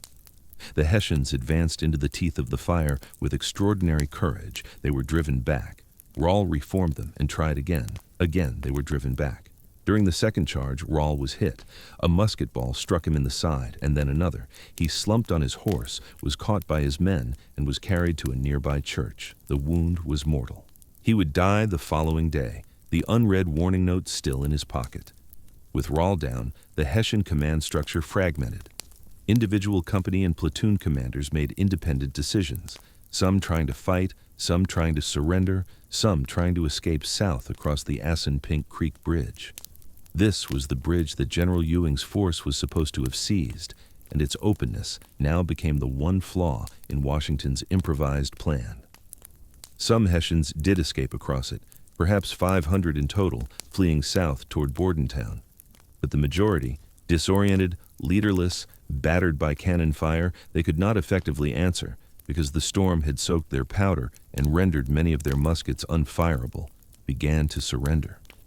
The battle lasted approximately 45 minutes from the first shots to the final capitulation.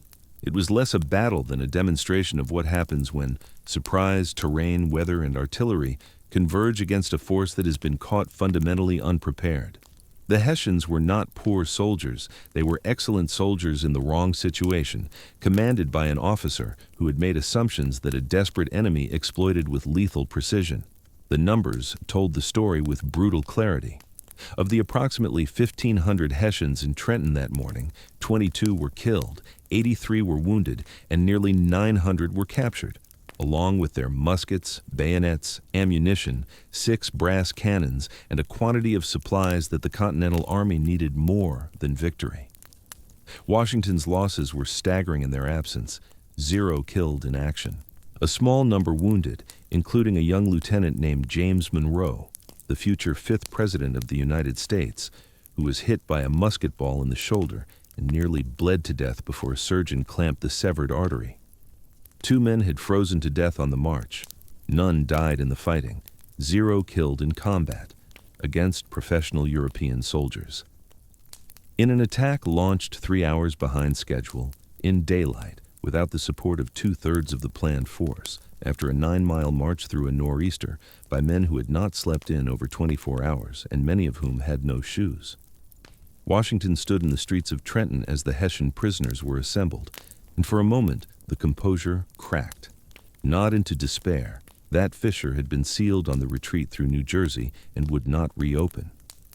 What cracked was the iron restraint he maintained over any display of emotion that might be interpreted as premature celebration or, worse, relief. An aide described him as visibly moved, his face working through expressions that the general clearly wished to suppress. He mastered himself quickly. There was too much still to do. The captured Hessians were marched through the streets of Philadelphia several days later, a propaganda triumph that Washington orchestrated with the same attention to public perception that characterized every aspect of his leadership. The sight of nearly 900 professional soldiers, the feared mercenaries that British gold had purchased to crush the rebellion, trudging through American streets as prisoners of war was worth more than any pamphlet Thomas Paine could have written. It was visible, tangible proof that the Continental Army could fight and win, that the cause was not dead, that the men who had bled on the roads of New Jersey had not bled for nothing. The strategic impact of Trenton rippled outward in waves that Washington had hoped for but could not have guaranteed. Militia enlistments that had been expiring surged with renewals. New volunteers appeared at recruitment stations across the mid-Atlantic states. Congress, which had been on the verge of abandoning Philadelphia and which had privately discussed the possibility of negotiating terms with the British, stiffened its resolve. The European powers watching the conflict from across the Atlantic, France in particular, which had been providing covert aid but was waiting for evidence that the Americans could actually win before committing to an open alliance, took note. A ragtag army that could cross an ice-choked river in a blizzard and defeat professional troops was not an army that was going to disappear. But Washington understood that Trenton alone was not enough. A single victory, no matter how dramatic, would fade from memory if it was not reinforced. The British would recover from the shock. Howe would adjust his dispositions. The Hessian commanders at other posts would tighten their defenses. The window created by the surprise at Trenton was narrow, and it was closing with every hour that passed. He decided to cross the Delaware again.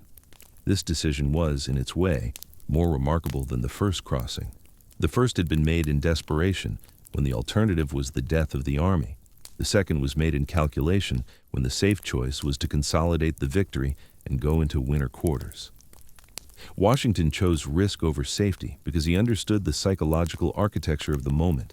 The revolution needed not just a victory, but a campaign, not just a single blow, but a sustained demonstration that the Continental Army could operate offensively against British regular forces. One victory was a fluke. 2 victories were a pattern. A pattern changed the war.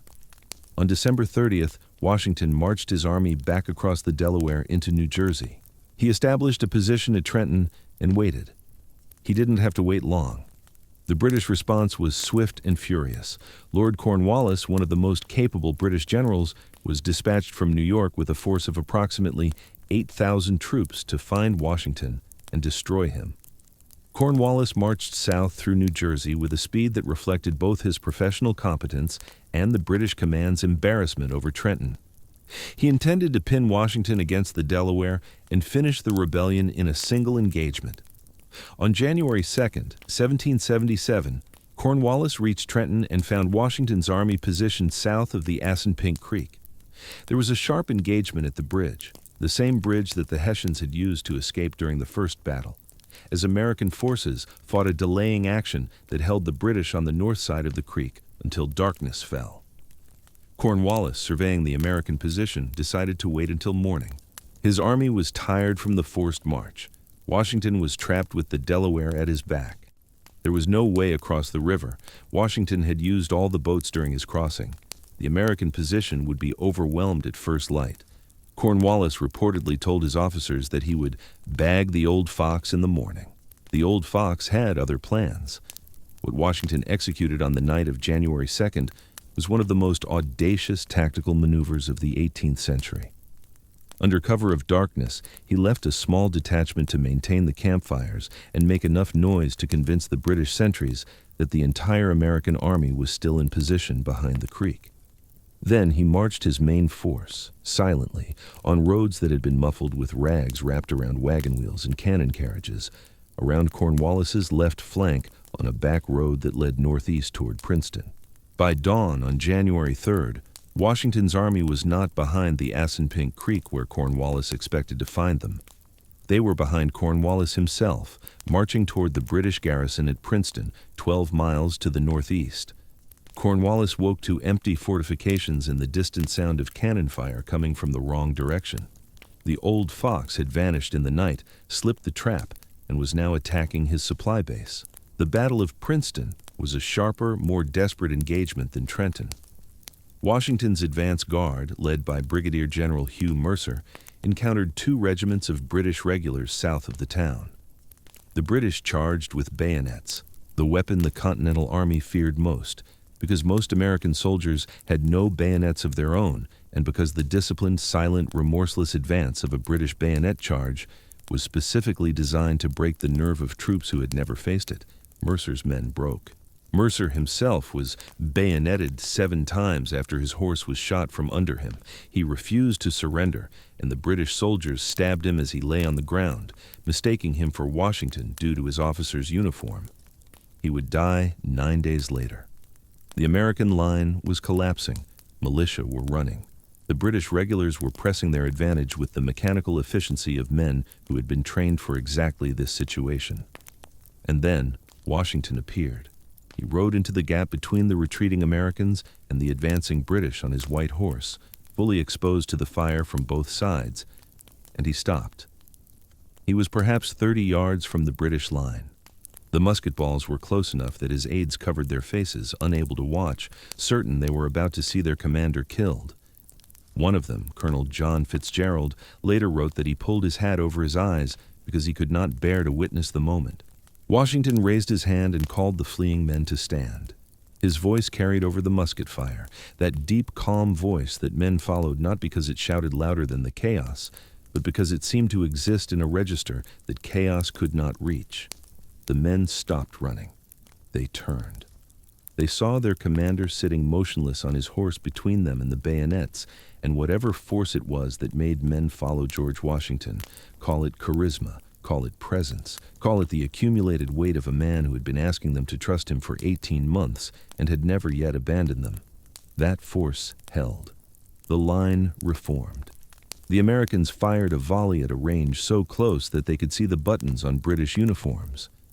The British line wavered. Washington ordered an advance. The Continental soldiers, many of them the same men who had crossed the Delaware a week earlier, charged forward with a fury that surprised everyone, including themselves. The British broke. They ran. Washington pursued them toward Princeton, shouting to his men with an exultation that he rarely permitted himself, "It's a fine fox chase, my boys." Princeton fell. Washington captured supplies, weapons, and prisoners. But he could not stay. Cornwallis, finally understanding what had happened, was marching toward Princeton at maximum speed with his entire force. Washington's army was exhausted beyond any normal measure of endurance. They had fought 2 battles in 3 days, marched over 40 miles in winter conditions, and had not slept in any meaningful sense for nearly a week. Staying at Princeton meant fighting Cornwallis's 8,000 men with a force that was physically incapable of sustained combat.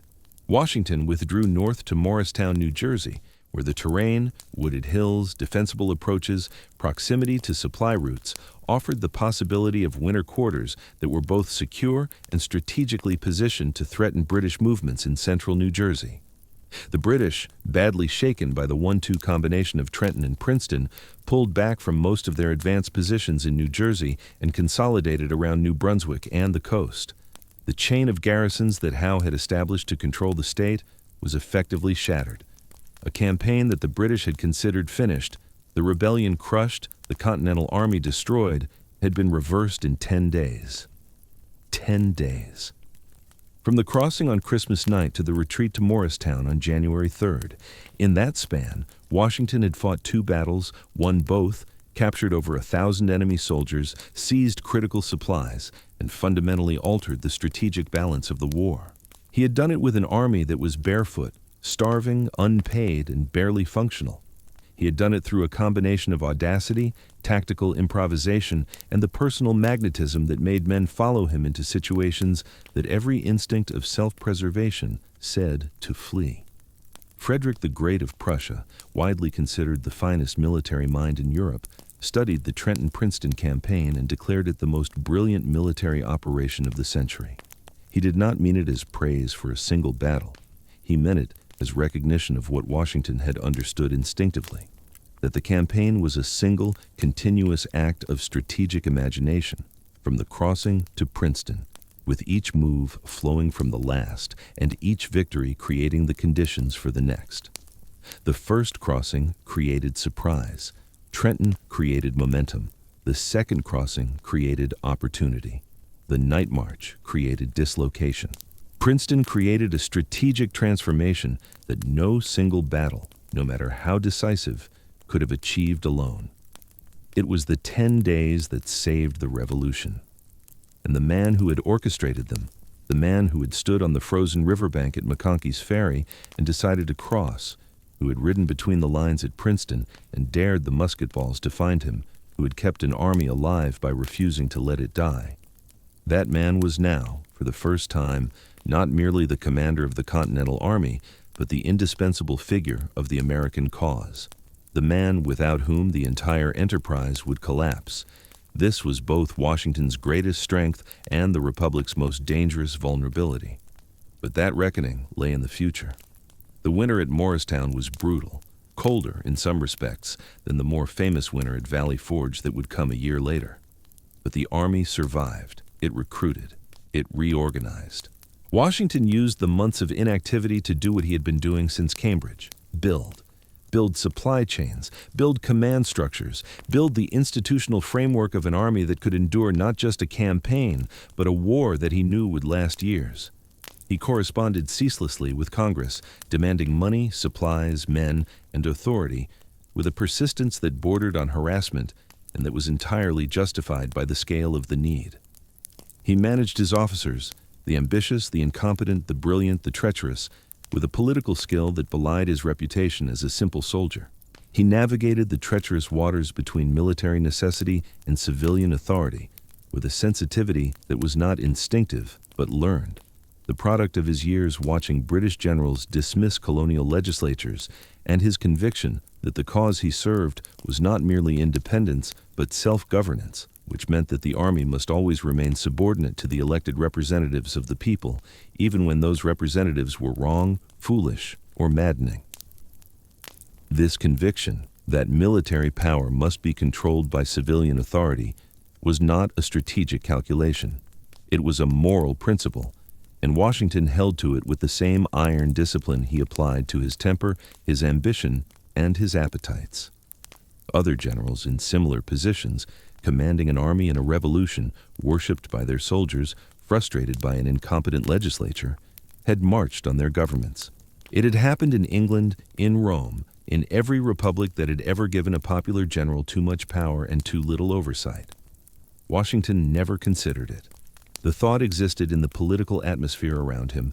There were officers who muttered about it, who looked at Congress's failures and concluded that a military government would be more efficient, and Washington crushed those murmurs with a ferocity that alarmed the men who made them. He understood, with a clarity that few of his contemporaries matched, that the moment the army overruled the legislature, the revolution would have failed regardless of what happened on the battlefield. They would have traded one form of tyranny for another. The liberty they fought for would be meaningless if it could be revoked by the men who carried the guns. This understanding, forged in the quiet center of Washington's character, in the place where the boy who copied rules of civility by candlelight had built the man who refused to become a king, would prove to be his most consequential contribution to the nation he was creating. More important than any battle, more enduring than any campaign, the precedent that military power in a republic belongs to the people and is wielded on their behalf, not the other way around. Washington did not invent this principle, but he was the man upon whom it was tested, and he passed the test so completely that it became embedded in the identity of the nation itself, as foundational as any clause in the Constitution. But all of that still lay ahead, years of war, years of grinding attrition that would test every element of Washington's character and every ounce of the Army's resilience. The Trenton-Princeton campaign had saved the Revolution. It had not won it.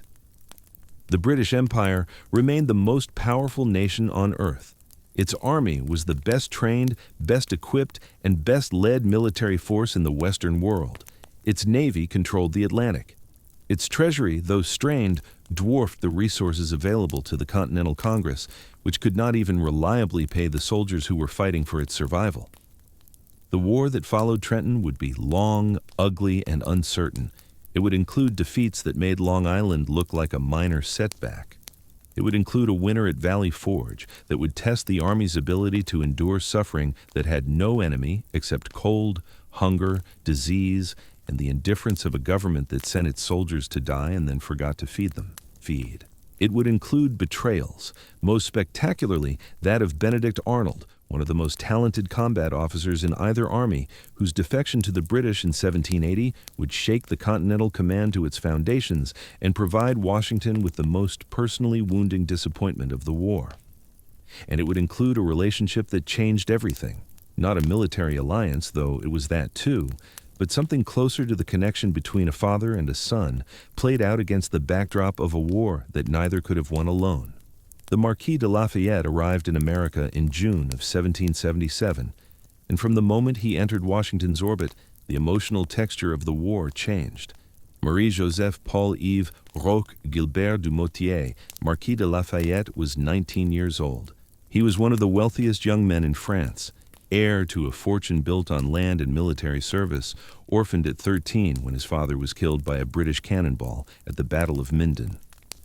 The boy had grown up with his father's death as the defining fact of his existence, a wound that never healed, a debt that could only be repaid by facing the same enemy that had killed the man he never got to know. When Lafayette heard about the American Revolution, he saw not merely a political cause, but a personal destiny. The British who had killed his father were now trying to crush a people fighting for liberty. The symmetry was irresistible. He purchased his own ship. He defied a direct order from the French king forbidding him to go. He sailed across the Atlantic at his own expense, arrived in South Carolina, and traveled overland to Philadelphia, where he presented himself to Congress with a letter of introduction from the American commissioners in Paris. And Congress, which had been deluged with French officers seeking commissions and had grown deeply skeptical of European volunteers who expected high rank and high pay for dubious qualifications, was prepared to dismiss him. Lafayette preempted the rejection. He asked for no salary. He asked to serve as a volunteer. He asked only for the opportunity to fight. Congress, impressed despite itself, granted him the honorary rank of Major General. He was 19. He spoke almost no English. He had never commanded troops in battle. His appointment was a political gesture, a signal to France that America valued French support and would treat French volunteers with honor.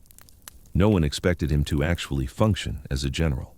Washington met Lafayette at a dinner in Philadelphia on August 5, 1777, and something happened between them that neither man fully articulated, but that both recognized. Washington saw in Lafayette a version of what Lawrence had been to him, the older figure who embodies possibility and validates ambition. But the dynamic was inverted. Washington was the elder now, the surrogate, and Lafayette was the young man seeking a father's guidance and approval. Lafayette saw in Washington the man his own father might have been, a military commander of gravity, dignity, and moral seriousness who combined physical courage with intellectual depth in a way that the young Frenchman found irresistible. The connection was immediate and, by all surviving accounts, mutual. Washington took Lafayette onto his staff. He treated the young man with a warmth that he showed to almost no one else, a tenderness that his own stepchildren might have envied, and that Lafayette returned with a devotion that would last until both men were dead. In his letters, Lafayette addressed Washington as "my dear general," and later simply as "my adoptive father." Washington, who guarded his emotional life with the same vigilance he applied to military intelligence, allowed Lafayette past the fortifications. He wrote to Lafayette with an openness and affection that appears in no other correspondence, not to Martha, not to Hamilton, not to any of the men who served him faithfully for years. Lafayette found something in Washington that no one else could access, or perhaps that Washington could not give to anyone else, the unguarded human being beneath the monument. The relationship would be tested almost immediately. On September 11, 1777, barely 5 weeks after that dinner in Philadelphia, Washington's army met the British at Brandywine Creek in southeastern Pennsylvania. It was the largest single-day battle of the Revolution, and it was a defeat that followed a pattern Washington was beginning to know too well. General Howe, demonstrating the tactical sophistication that made the British officer corps the most dangerous adversary on earth, executed another flanking maneuver. While a Hessian force under General Wilhelm von Knyphausen pinned Washington's center at Chad's Ford with a frontal demonstration, Howe himself led the main British column on a 17-mile march around the American right flank, crossing the Brandywine at an unguarded ford that Washington's intelligence had failed to identify. By late afternoon, the British were behind the American right wing, and the Continental line was collapsing. Lafayette was in the thick of it. He had been assigned to the division commanded by General John Sullivan on the American right, the exact point where the British flanking column struck. When the line broke, Lafayette dismounted and waded into the retreating troops on foot, grabbing men by their coats, shouting in his accented English, physically positioning soldiers behind fences and stone walls to form a rear guard that could slow the British advance. A musket ball struck him in the left calf. He did not stop. He continued directing the retreat with blood filling his boot, standing on a leg that could no longer support his weight, propped against a tree while he waved men into position. He did not leave the field until the withdrawal was complete, and the pursuing British had been held long enough for the main army to escape. When Washington learned that Lafayette had been wounded, his response was immediate and characteristic. He sent his personal physician to treat the young Frenchman with instructions that have survived in the historical record. "Treat him as though he were my son." The words were not ceremonial. They were not diplomatic. They were the private expression of an attachment that Washington could neither fully explain nor entirely control. and they established a dynamic that would shape both men for the rest of their lives. Lafayette recovered from his wound in a Moravian hospital in Bethlehem, Pennsylvania, and returned to active service within weeks, limping but resolute, more devoted to Washington than ever. The wound at Brandywine became, in Lafayette's personal mythology, his baptism, the moment when the theoretical commitment to the American cause became a blood covenant sealed in the same currency his father had paid at Minden. Brandywine itself was another in the lengthening catalog of Washington's defeats. The British occupied Philadelphia on September 26th. Congress fled, first to Lancaster, then to York. Washington's attempt to counterattack at Germantown on October 4th began brilliantly. A surprise dawn assault that drove the British back through the streets, and then disintegrated in fog and confusion, with American units firing on each other in the murk and a single fortified stone house, the Chew Mansion, becoming a fatal choke point that absorbed a regiment's worth of men and time while the broader attack lost its momentum. Germantown was a defeat, but a revealing one. The Continental Army had attacked professional British troops and, for the first 30 minutes, had been winning. The plan had been sound. The execution had failed. This distinction mattered enormously to the European observers who were watching the war from across the Atlantic and calibrating their willingness to intervene based on whether the Americans could demonstrate military competence. Brandywine showed that Washington could be outmaneuvered. Germantown showed that he could not be intimidated. For the French court weighing the risks of open alliance, Germantown was the more important data point. But all of that was strategic calculation. What Washington faced in the autumn of 1777 was something more immediate and more corrosive, the growing conviction among members of Congress and several of his own generals that he was the wrong man for the job. The Conway Cabal, named for Thomas Conway, an Irish-born French army officer serving in the Continental Forces, was less an organized conspiracy than a mood, a climate of dissatisfaction that crystallized around the contrast between Washington's string of defeats in Pennsylvania and the spectacular American victory at Saratoga in October 1777, where General Horatio Gates had forced the surrender of an entire British army under General John Burgoyne. Saratoga was the most significant American military achievement of the war to date. Gates was being celebrated as the hero who had turned the tide. And the whisper campaign against Washington, fed by Conway, by Gates's ambitions, by the legitimate frustrations of congressmen who had been chased from their own capital by an enemy army, gained a momentum that threatened to unseat the commander-in-chief. Washington handled the crisis with the political skill that his detractors consistently underestimated. He did not rage publicly, though his private letters from this period burn with a controlled fury that singes the page. He did not defend himself with speeches or pamphlets. He let the cabal expose itself through its own contradictions. Conway's letters criticizing Washington were leaked, possibly by Washington's allies, possibly by Washington himself, and the resulting embarrassment forced Conway's supporters to retreat. Gates, confronted with evidence that his name was being used against Washington, denied involvement with a clumsiness that convinced no one. Lafayette, with the passionate loyalty that was his most consistent quality, rallied support for Washington among the French officers and made it clear that any move against the commander-in-chief would be treated as a personal insult by the man whose connections to the French court made him indispensable to the alliance everyone knew was coming. The cabal dissolved. Washington survived it. But the experience left a mark, a deepened wariness about political enemies who smiled while they maneuvered, a reinforced conviction that his position was never secure and that the civilian authority he served could turn on him at any moment. The man who had taught himself to suppress his rage now had additional reasons to keep the furnace banked. Trust, always rationed in Washington's emotional economy, became scarcer still. The circle of people to whom he showed his full self contracted further. Lafayette remained inside it. Hamilton, who served as aide-de-camp with a brilliance and an arrogance that mirrored aspects of Washington's own personality, remained inside it. Martha, who joined him at winter quarters every year and whose presence transformed Washington from a monument into something recognizably human, remained inside it.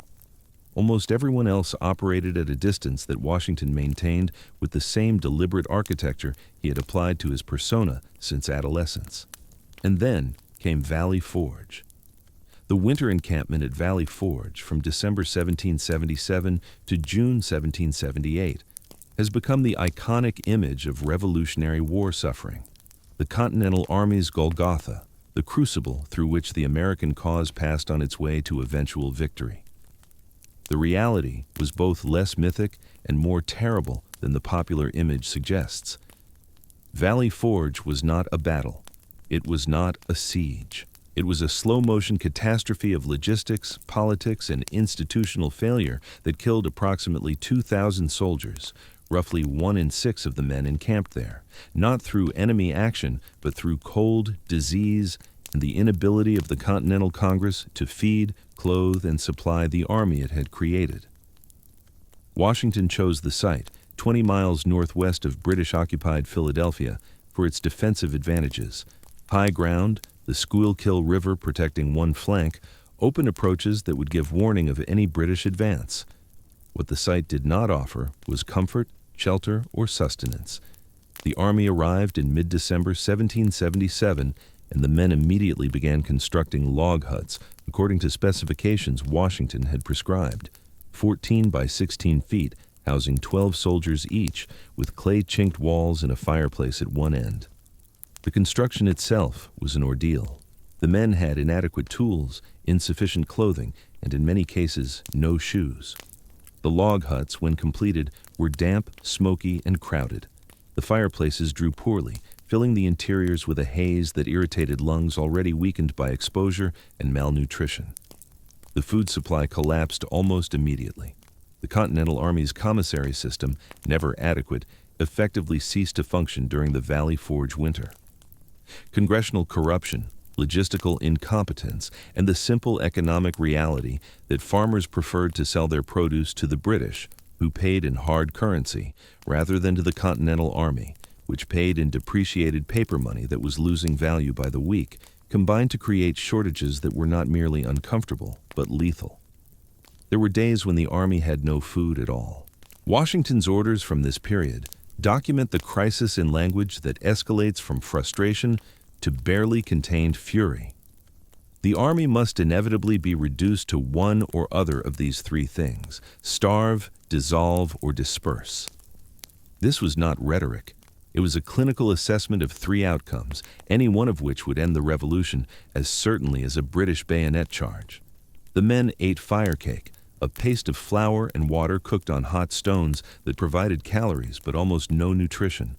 When flour was unavailable, they ate anything they could find: bark, leather, candle wax. The horses died first, starving on forage that the frozen ground made impossible to access, and their carcasses were butchered and distributed as supplementary rations. The camp sanitation was appalling. Latrines were poorly placed, water sources became contaminated, and the diseases that thrived in such conditions, typhus, typhoid, dysentery, pneumonia, spread through the huts with the remorseless efficiency of organisms that had been killing soldiers in winter camps for centuries. Washington moved among the men. This was his response to every crisis, not to retreat into his headquarters and issue orders from a distance, but to be seen, to be physically present among the suffering, to share not the conditions themselves. He was quartered in a stone farmhouse, as befitted his rank, but the emotional weight of the conditions. The soldiers saw him. They saw him riding through the camp in the frozen mornings, stopping at huts, asking after sick men, inspecting the provisions with the same meticulous attention he applied to everything. They saw him writing letters to Congress that demanded action in terms that approached insubordination. They saw him, and because they saw him, they stayed. This was the essential transaction of Valley Forge, not a military operation, but a covenant of presence. Washington asked his men to endure the unendurable, and in return, he offered them the only thing he had left to give: himself. His refusal to leave, his refusal to seek comfort, his refusal to allow the army to dissolve even when dissolution seemed like mercy. These were not strategic decisions. They were acts of will so sustained and so costly that they constitute a form of moral achievement that has no adequate name. Leadership is too small a word. Sacrifice is inaccurate. Washington was not suffering as his men suffered. What he was doing was something more subtle and perhaps more difficult. He was holding a space open, holding open the possibility that the suffering would end, that the cause was worth the cost, that the men who stayed would be vindicated, and the men who died would be remembered. He was maintaining, through the sheer force of his presence, a narrative of meaning in conditions that daily argued for meaninglessness. Not everyone stayed. Desertions continued throughout the winter. Some men walked away in the night. Others simply stopped reporting for duty and quietly disappeared into the surrounding countryside. Washington ordered the punishment of deserters who were caught, flogging primarily, though some were sentenced to death, with a severity that he considered necessary and that history has judged variously. The line between maintaining military discipline and brutalizing men who had been pushed past their breaking point is not always clear, and Washington walked it with an imperfect balance that reflected the impossible nature of his position. He was asking men to die of starvation in the service of liberty. The contradictions inherent in that request were not lost on him, but he could not afford to dwell on them. The army had to survive. The alternative was not debatable. Into this crucible came the man who would transform the Continental Army from a collection of motivated amateurs into something approaching a professional fighting force. Friedrich Wilhelm August Heinrich Ferdinand von Steuben arrived at Valley Forge on February 23, 1778, and from the moment he appeared, the atmosphere of the camp began to change. He was not what he claimed to be.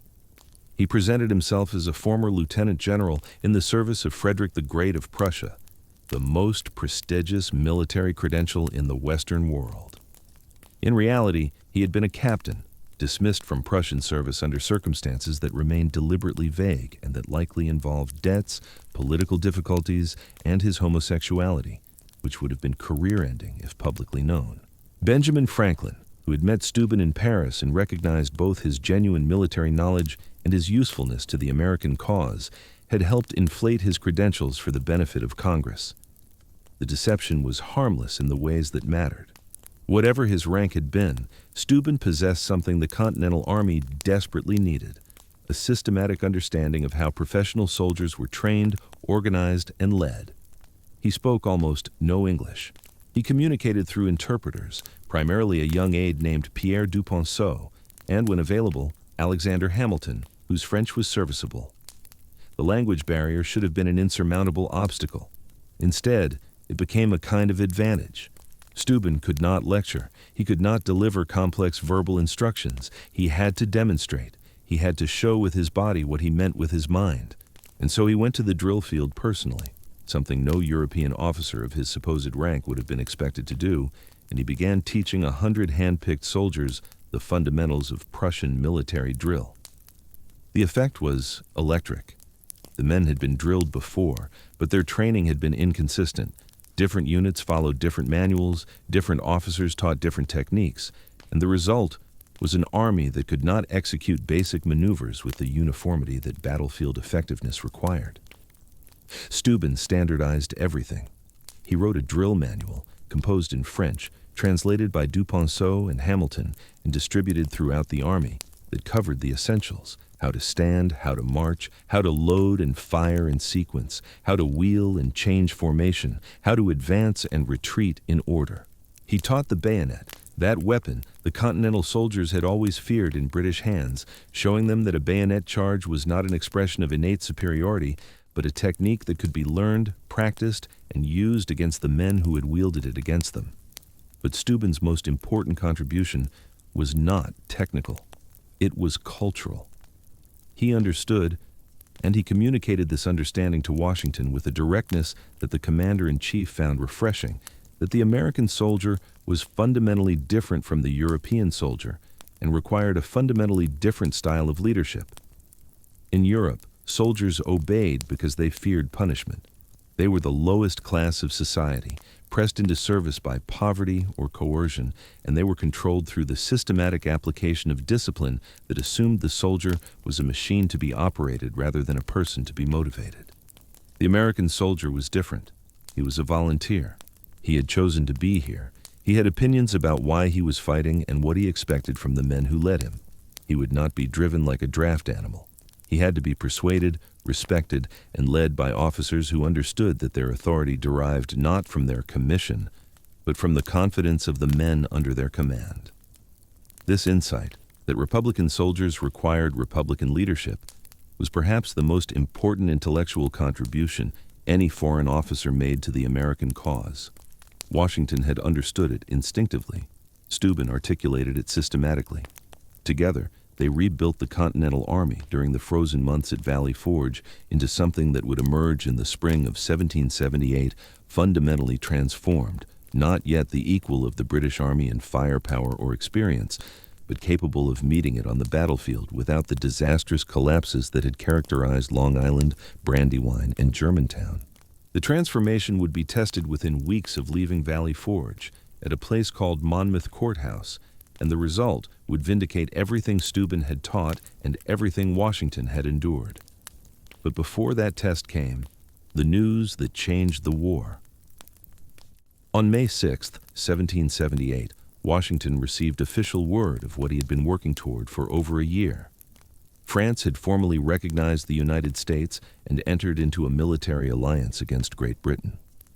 The treaties, a treaty of amity and commerce and a treaty of alliance, had been signed on February 6th, largely on the strength of the victory at Saratoga, but also on the accumulated evidence that the American cause was viable, that its army could fight, and that its commander could be trusted to sustain a prolonged war. The French alliance brought everything Washington's army lacked: a professional navy capable of challenging British sea power, a regular army that could reinforce continental operations, financial support that dwarfed anything Congress could provide, and the strategic nightmare for Britain of fighting a two-front war across the Atlantic.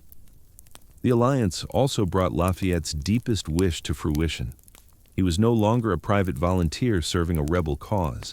He was the living symbol of a formal partnership between his country and his adopted one, the human bridge between the two nations, and his value to Washington, already immense in personal terms, became incalculable in diplomatic ones. Lafayette would return to France in 1779 to lobby for increased military support, and his influence at the French court would prove as consequential as any battlefield victory. The orphan who had crossed the Atlantic seeking his father's redemption had found something more, a role in history that fused his personal need with a cause larger than himself. The British, recognizing that the French alliance had transformed the strategic landscape, evacuated Philadelphia in June 1778 and began marching their army across New Jersey toward New York. Washington pursued. On June 28th, the two armies collided at Monmouth Courthouse in central New Jersey, in heat so brutal that soldiers on both sides died of sunstroke. The battle began disastrously. General Charles Lee, Washington's second in command, the same man who had delayed his march during the retreat across New Jersey in 1776 and who harbored a barely concealed belief in his own superiority, was given command of the advance force with orders to attack the British rear guard. Lee launched an assault that was tentative, confused, and almost immediately followed by a retreat that he ordered without Washington's knowledge or approval. The American advance guard fell back in disorder, streaming past the main body of the army in a confusion that threatened to become another Kip's Bay, another rout, another humiliation. Washington rode forward and found Lee. What followed was, by every account, the most fearsome display of anger Washington ever permitted himself on a public occasion. The exact words were never recorded with certainty. Witnesses gave varying versions, but the substance was unambiguous. Washington demanded to know why Lee was retreating. Lee offered confused and contradictory explanations. Washington, in a voice that one officer described as capable of being heard above the roar of the artillery, told Lee what he thought of his performance in terms that Lafayette later said made the very leaves on the trees tremble. Then he rode past Lee toward the advancing British and took personal command of the battlefield. What happened next was Valley Forge made manifest. The soldiers whom Steuben had drilled through the frozen winter, the men who had learned to wheel, to form line, to advance and retreat in order, to load and fire in disciplined volleys, Those soldiers responded to Washington's commands with a precision that would have been impossible 6 months earlier. Washington reformed the broken line. He placed artillery on commanding ground. He established a defensive position that turned the pursuing British advance into a frontal assault against prepared positions. The Continental troops held. They did not break. They fired in volleys. They counterattacked with bayonets. They fought the British Army to a standstill in open field combat for the first time in the war.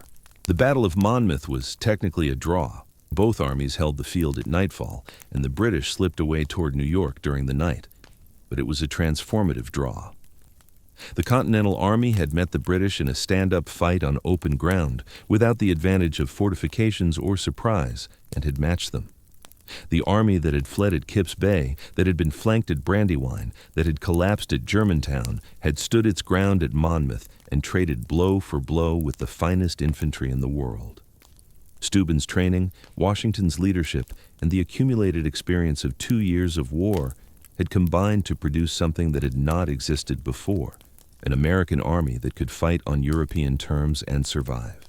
The war entered a new phase after Monmouth, one that was, in many ways, more difficult than the period of dramatic defeats and desperate victories that had characterized 1776 and 1777.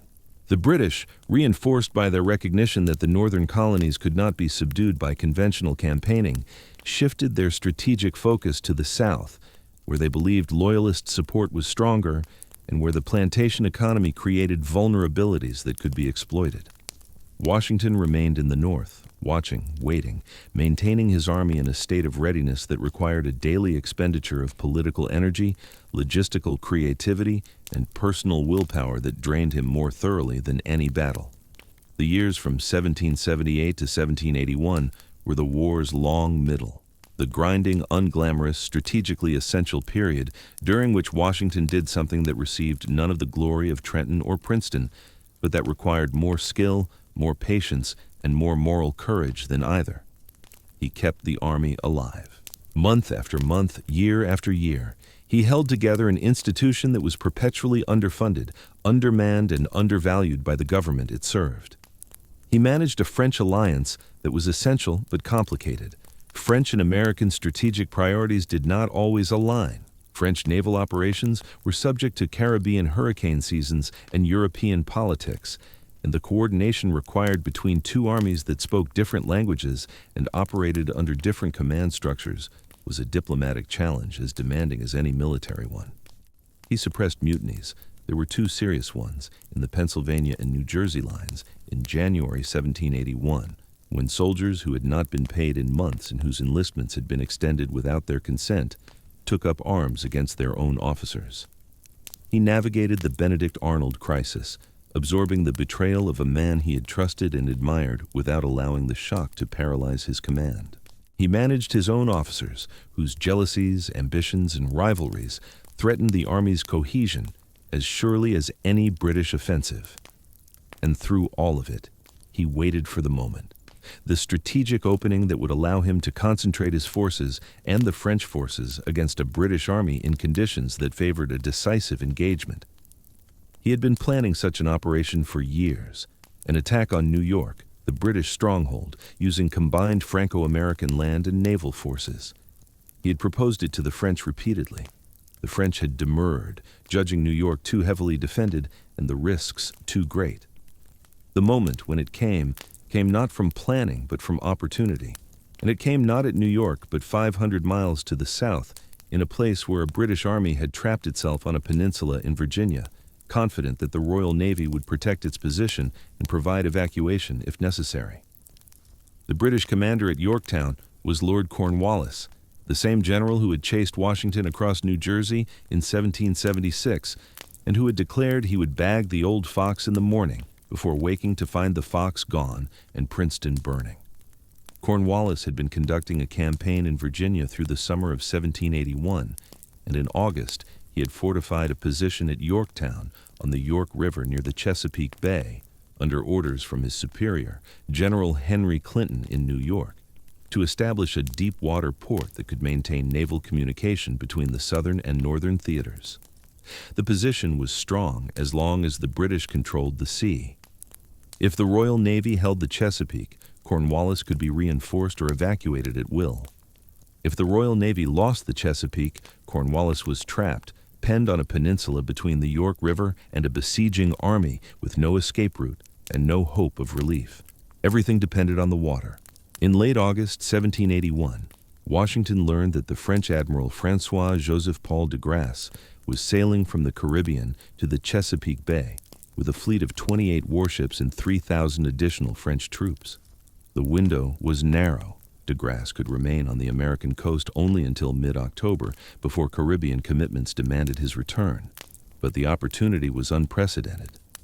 If Washington could move his army from New York to Virginia before the British realized what was happening, and if de Grasse could secure naval control of the Chesapeake before the Royal Navy could intervene, Cornwallis would be trapped.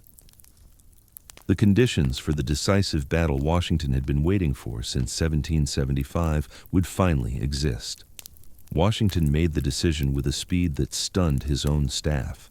He abandoned the New York operation he had been planning for months. He left a covering force to maintain the appearance of a threat to the city. And he marched, with an urgency and a secrecy that recalled the night march to Princeton, south toward Virginia, covering over 400 miles in a matter of weeks with an army of combined American and French forces. The march to Yorktown was a masterpiece of deception that revealed how thoroughly Washington had mastered the art of strategic misdirection since the desperate improvisations of 1776. He fed false intelligence to British agents, suggesting that the Franco-American army was preparing for an assault on Staten Island, a feint so convincing that Clinton kept his forces concentrated around New York for weeks, unable to determine whether the troop movements he was detecting were preparations for an attack on his own position or the beginning of a march south. Washington constructed fake bread ovens visible to British scouts across the Hudson. He sent conspicuous supply requisitions to New Jersey towns along the routes an army bound for Staten Island would travel. He allowed carefully crafted dispatches to fall into enemy hands, confirming the New York operation. By the time Clinton understood the truth, that Washington's army had passed through Philadelphia and was marching for the Chesapeake with a momentum that could not be recalled, it was too late. The window for reinforcing Cornwallis by land had closed. Everything now depended on the sea. On September 5, 1781, the battle that decided the fate of the American Revolution was fought not on land but on water, and George Washington was not present for it. The Battle of the Virginia Capes, also called the Battle of the Chesapeake, pitted de Grasse's French fleet of 24 ships of the line against a British fleet of 19 warships under Admiral Thomas Graves, who had sailed from New York to relieve Cornwallis. The engagement lasted approximately 2 hours and was, by the standards of 18th century naval warfare, tactically inconclusive. Neither fleet was destroyed, no flagships were captured, and the casualties on both sides were modest. But strategically, it was one of the most decisive naval battles in history. De Grasse held the mouth of the Chesapeake. Graves, unable to break through and unwilling to risk his fleet in a prolonged engagement against a numerically superior enemy, withdrew to New York to refit. The Chesapeake belonged to France. Cornwallis was sealed in his tomb. Washington arrived at Williamsburg on September 14th and met with de Grasse aboard the French flagship Ville de Paris. The meeting was a study in contrasts that amused the French officers present. De Grasse was enormous, 6 feet 2 inches, the same height as Washington, but far heavier, and he greeted Washington with the effusive physicality of French aristocratic culture, embracing the American general and kissing him on both cheeks. Washington, who submitted to physical affection with the rigid tolerance of a man who found it deeply uncomfortable but understood its diplomatic necessity, endured the embrace with what one French officer described as a look of dignified suffering. Lafayette, watching the scene, laughed so hard he had to leave the cabin. The combined Franco-American force that converged on Yorktown in late September 1781 numbered approximately 17,000 troops, roughly 8,800 Americans and 7,900 French. Against them, Cornwallis had approximately 7,000 British and Hessian soldiers, fortified behind a series of redoubts and earthworks that extended in a semicircle around the town, with the York River at their backs. The position was formidable, but not impregnable, and its fundamental weakness was the one that Washington and de Grasse had already exploited. It depended on naval supremacy that no longer existed. Cornwallis was fighting a siege with no hope of relief, and everyone, the British, the Americans, the French, understood that the mathematics of siege warfare were unforgiving. A properly conducted siege against an isolated garrison was not a battle. It was a countdown. Washington conducted the siege with a methodical precision that reflected both the European formal siege techniques his French allies brought to the operation and the patience he had cultivated through 6 years of a war that had taught him the value of deliberation over impulse. The first parallel, the initial siege trench, dug at a distance of approximately 600 yards from the British lines, was opened on the night of October 6th. Washington himself struck the first blow with a pickaxe, a symbolic gesture that the officers present, recorded with appropriate solemnity. The trench extended over 2,000 yards, and within days the Allied artillery was in position, French siege guns on the left, American batteries on the right, a combined weight of metal that dwarfed anything the Continental Army had ever deployed.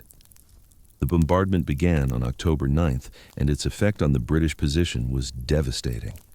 The Allied guns fired with a regularity and accuracy that reduced the British earthworks to rubble, dismounted their cannon, set fire to ships anchored in the river, and created a constant rain of iron and explosive that made movement within the British lines suicidal during daylight hours. Washington watched the bombardment through a telescope from a position so close to the front that his officers begged him to move back. He did not move. He had been shot at too many times, had survived too many moments that should have killed him, and had developed a relationship with physical danger that his aides found somewhere between inspiring and pathological. A cannonball struck the ground near his position and sprayed the group with earth. An officer suggested relocating. Washington brushed the dirt from his coat and raised the telescope again. By October 14th, the siege had progressed to the point where the second parallel, a trench dug 250 yards closer to the British lines, was ready to be opened. But 2 British redoubts, numbers 9 and 10, projected forward from the main defensive line and commanded the ground where the second parallel would run. They had to be taken. Washington ordered simultaneous night assaults on both positions, Redoubt 10 to be stormed by a French force under Colonel Guillaume de Dupont, Redoubt 9 by an American force under the command of Alexander Hamilton. Hamilton had been lobbying for a combat command for months with an intensity that bordered on insubordination. He had served as Washington's aide-de-camp for 4 years, the most intellectually demanding and politically sensitive position on Washington's staff, and he had grown restless with the paperwork and the politics. He wanted to fight. He wanted glory. He wanted the kind of combat distinction that would launch a political career after the war. Washington, who understood Hamilton's ambition because it mirrored his own at the same age, had resisted. Hamilton was too valuable as a staff officer, too essential to the administrative machinery that kept the Army functioning. But at Yorktown, with the war approaching its climax, Washington relented. Hamilton would lead the assault on Redoubt 9. The attack went in at 8 o'clock on the evening of October 14th, after a signal of 6 consecutive shells fired from the Allied batteries. Hamilton's force, approximately 400 men, predominantly light infantry, advanced in darkness with unloaded muskets and fixed bayonets. The order was to take the redoubt with cold steel, without firing, to maintain surprise and prevent the confusion that muzzle flashes caused in night fighting. The men moved across open ground, through abatis, sharpened logs arranged as obstacles, and up the earthen walls of the redoubt in a rush that lasted less than 10 minutes. Hamilton was among the first over the parapet, boosted up by a soldier who knelt to provide a step. The fighting inside the redoubt was brief and savage. Bayonet work in the dark, men grappling in a space the size of a large room, the defenders overwhelmed by numbers and ferocity. Hamilton took the position with 9 men killed and 31 wounded. The French assault on Redoubt 10 succeeded simultaneously at a somewhat higher cost against a more heavily defended position. With both redoubts in Allied hands, the second parallel was completed, and the ring of artillery around Cornwallis's position tightened to a distance that made the British situation untenable.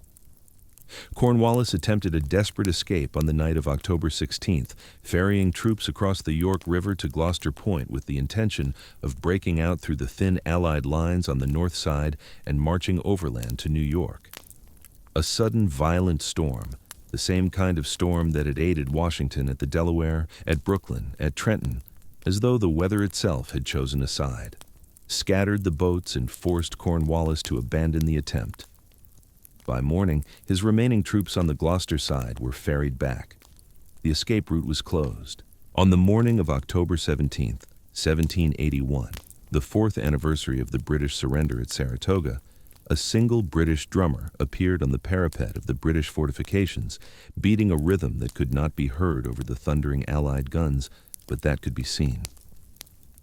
Behind him, an officer appeared carrying a white handkerchief. The guns fell silent. The officer was escorted to the Allied lines. He carried a message from Cornwallis requesting a cessation of hostilities and the appointment of commissioners to discuss terms of surrender. Washington's response was immediate and uncompromising. He demanded the same terms the British had imposed on the American garrison at Charleston the previous year, when General Benjamin Lincoln had been forced to surrender over 5,000 Continental soldiers in the worst American defeat of the war. The garrison would march out with colors cased, the flags furled and covered, a deliberate humiliation that denied the surrendering army the honor of displaying its banners. The British negotiators protested. Washington did not budge. The symmetry was intentional. Charleston had been the low point of the American war in the South. Yorktown would be its mirror image, and every ceremonial detail would reinforce the inversion. The surrender ceremony took place on the afternoon of October 19, 1781. The scene was arranged with the theatrical precision that Washington brought to every public occasion. The Allied army was drawn up in 2 long lines facing each other, the French in their white uniforms on one side, the Americans in whatever approximation of uniform they possessed on the other, forming a corridor half a mile long through which the British garrison would march to lay down their arms. Washington sat on his horse at the American end of the line, flanked by his officers. Rochambeau, the French commander, occupied the corresponding position on the French side.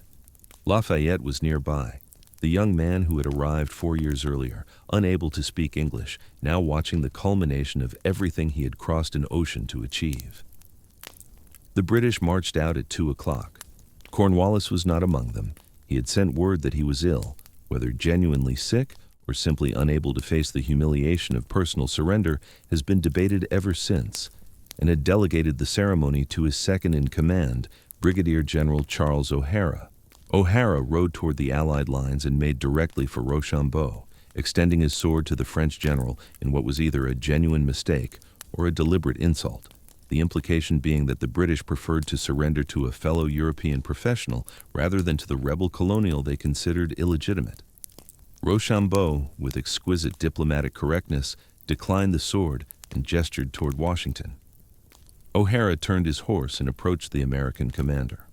Washington, who missed nothing and who had anticipated exactly this kind of maneuver, declined to receive the sword personally. He would not accept the surrender from a subordinate. He directed O'Hara to General Benjamin Lincoln, the same officer who had been humiliated at Charleston, who accepted the British sword on Washington's behalf. The symmetry was complete. The man who had suffered the worst American defeat of the war received the instrument of the war's decisive British surrender. Every element of the ceremony, the cased colors, the Lincoln delegation, the precise positioning of the Allied lines, had been designed by Washington to accomplish something that no battlefield victory could achieve on its own: the transformation of a military event into a political statement.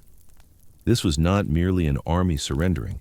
It was an empire acknowledging, through the ritualized grammar of military ceremony, that the thing it had spent 6 years trying to destroy had survived, had endured, and had won. The British soldiers marched between the Allied lines and stacked their arms in a field at the end of the corridor. Some threw their muskets down with visible fury, trying to smash the weapons rather than hand them over intact. Many were weeping. The British regimental bands played as the troops marched out, and the tune they chose, whether by order or by the instinct of musicians who understood the moment, was a song that would become permanently associated with the surrender at Yorktown. The melody was called "The World Turned Upside Down." Nearly 8,000 British and Hessian soldiers laid down their weapons that afternoon. It was the second complete British army to surrender during the war, and it was the one that mattered. When Lord North, the British Prime Minister, received the news in London, he reportedly staggered as though he had been shot and exclaimed, "Oh God, it is all over." He was right. The military will to continue the war collapsed in Parliament. Peace negotiations began. The Treaty of Paris, signed on September 3, 1783, recognized the independence of the United States of America. The war was won. The harder question, what to do with the man who had won it, was only beginning. Between Yorktown and the formal end of the war, Washington faced a crisis more dangerous to the Republic than any British army. The Continental Army was still in the field, still unpaid and increasingly furious. Congress had promised the officers' pensions, half pay for life, and had failed to deliver. The soldiers' back pay was months in arrears, with no realistic prospect of payment. The government that the Army had fought to create was demonstrably incapable of fulfilling its obligations to the men who had preserved it. In March 1783, while the Army was encamped at Newberg, New York, an anonymous letter circulated among the officers. It was eloquently written and savagely argued. It accused Congress of treating the Army with contempt. It warned that the officers' patience was exhausted, and it suggested, in language that stopped just short of explicit incitement, that the Army should refuse to disband until its demands were met, or, if the war resumed, should refuse to fight. The letter was widely attributed to Major John Armstrong, an aide to General Horatio Gates, and its implications were unmistakable. It was proposing a military coup. Not in those words, not with that specificity, but the logic was inescapable. An army that refused to obey Congress was an army that had placed itself above civilian authority, and an army above civilian authority was a military government, regardless of what it called itself. Washington understood immediately what was at stake. Everything, not just the war, not just the peace, but the entire principle upon which the nation was being built. If the Army overruled Congress, the revolution would have been fought for nothing. They would have replaced a distant tyrant with a domestic one. The liberty they had bled for would be a word without meaning, a promise broken before the ink on the peace treaty was dry. He called a meeting of the officers for March 15th. The hall was packed. The mood was volcanic. These were men who had been through Valley Forge, through Monmouth, through 6 years of deprivation and danger, and they were being told that the government they had served could not be bothered to pay them. Their anger was justified. Their proposed remedy was catastrophic. Washington entered the hall and stood before them. He had prepared a speech, and he read it with the careful deliberation that characterized all his public addresses. He acknowledged their grievances. He validated their anger. He assured them that he shared their frustration with Congress's failures. And then he told them that the path being proposed would open the floodgates of civil discord and deluge our rising empire in blood. He appealed not to their loyalty to Congress, that loyalty was in ruins, but to their loyalty to the cause they had fought for. The cause was not a government. The cause was an idea, that free people could govern themselves through elected representatives, imperfect as those representatives might be. If the Army destroyed that idea in the name of securing its own interests, then everything they had sacrificed, every frozen march, every empty belly, every comrade buried in unmarked graves from Boston to Yorktown, would have been in vain. The speech was powerful. It was also not working. Washington could see it in their faces, the set jaws, the folded arms, the eyes that acknowledged his argument without accepting it. They respected him. They loved him. But they were tired, and they were angry, and respect and love were running a poor second to 6 years of unpaid service. And then Washington did something that no one in the room expected. He reached into his coat and produced a letter from a member of Congress, a letter that promised legislative action on the Army's behalf. He unfolded it. He looked at it. He squinted. He could not read it. The words blurred on the page. The failing eyesight that had been worsening for months had finally made the small handwriting illegible. He reached into his pocket and pulled out a pair of spectacles. Almost no one in the room had ever seen him wear them. He had hidden this weakness, this evidence of aging, of vulnerability, of the physical cost the war had extracted, with the same determination he applied to hiding every other human frailty from the men who depended on his strength. He put the glasses on, and before he read the letter, he said quietly, in a voice that carried through the silent room, "Gentlemen, you will permit me to put on my spectacles, for I have not only grown gray, but almost blind in the service of my country." The room broke. Officers who had been prepared to overturn the government of the United States wept openly. The rage that had been building toward mutiny dissolved in a wave of emotion that swept through the hall like a physical force. These men had watched Washington endure everything they had endured and more. They had seen him ride between the lines at Princeton. They had seen him standing in the snow at Valley Forge. They had followed him for 6 years because they believed in what he represented, and now they saw, in the spectacles, in the gray hair, in the quiet admission of vulnerability from a man who never admitted vulnerability, the human cost of the leadership they had relied on. The symbolic weight of the moment was incalculable. Washington had not merely argued against the coup. He had embodied the argument. He had shown them what it looked like to give everything to a cause and ask for nothing in return except the preservation of its principles.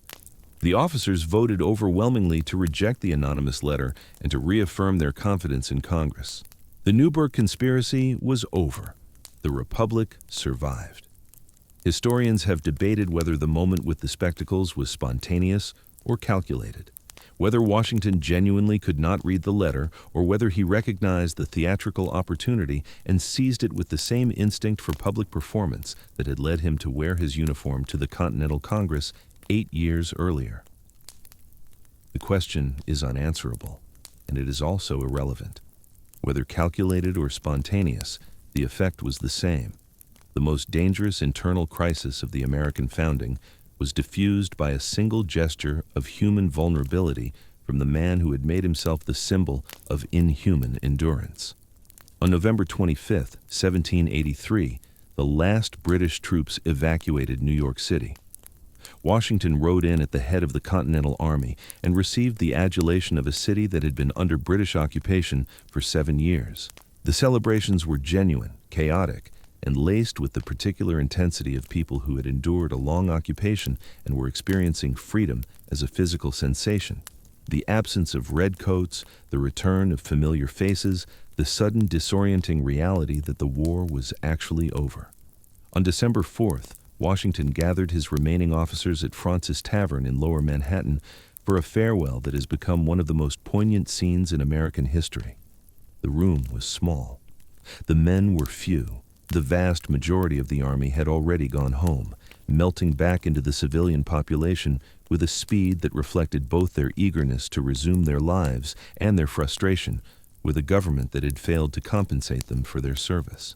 The officers who remained were the inner circle, the men who had been with Washington the longest, who had shared the worst of the war, and who understood that they were about to lose something that could not be replaced, the fellowship of men who had survived the unsurvivable together. Washington tried to speak and could not. The composure that had held through 6 years of war, through defeat and victory and betrayal and near mutiny, finally gave way. He raised a glass of wine, and his hand trembled. He managed a few words. With a heart full of love and gratitude, "I now take leave of you." And then his voice broke. He asked each officer to come forward and take his hand. Henry Knox, the former bookseller who had dragged the cannons from Ticonderoga and whose artillery had shattered the Hessian lines at Trenton, was first. Washington embraced him, and both men wept. Each officer followed. The farewells were silent. There was nothing left to say that could match what they had done together. Washington walked through a line of soldiers to a waiting barge that would carry him across the harbor to New Jersey, and from there south to Annapolis, where Congress was sitting. He did not look back. He had been performing public acts of symbolic significance for 8 years, and he understood that the manner of his departure was as important as any battle he had fought. The man who left the room would define how the nation remembered the man who had been in it. He left with tears on his face and his back straight and his step steady, and the men he left behind watched him go and knew they would not see his like again. On December 23, 1783, in the Maryland State House in Annapolis, George Washington appeared before Congress and resigned his commission as Commander-in-Chief of the Continental Army. The act was without precedent in the modern world. Military commanders who had won wars did not voluntarily surrender their power. They used it. They became kings, dictators, emperors. They built dynasties. The entire history of military political power, from Caesar to Cromwell, argued that the man with the army kept the army and used it to secure his position. Washington's resignation was so foreign to the expectations of the age that King George III, when informed that Washington intended to return to private life, reportedly said, "If he does that, he will be the greatest man in the world."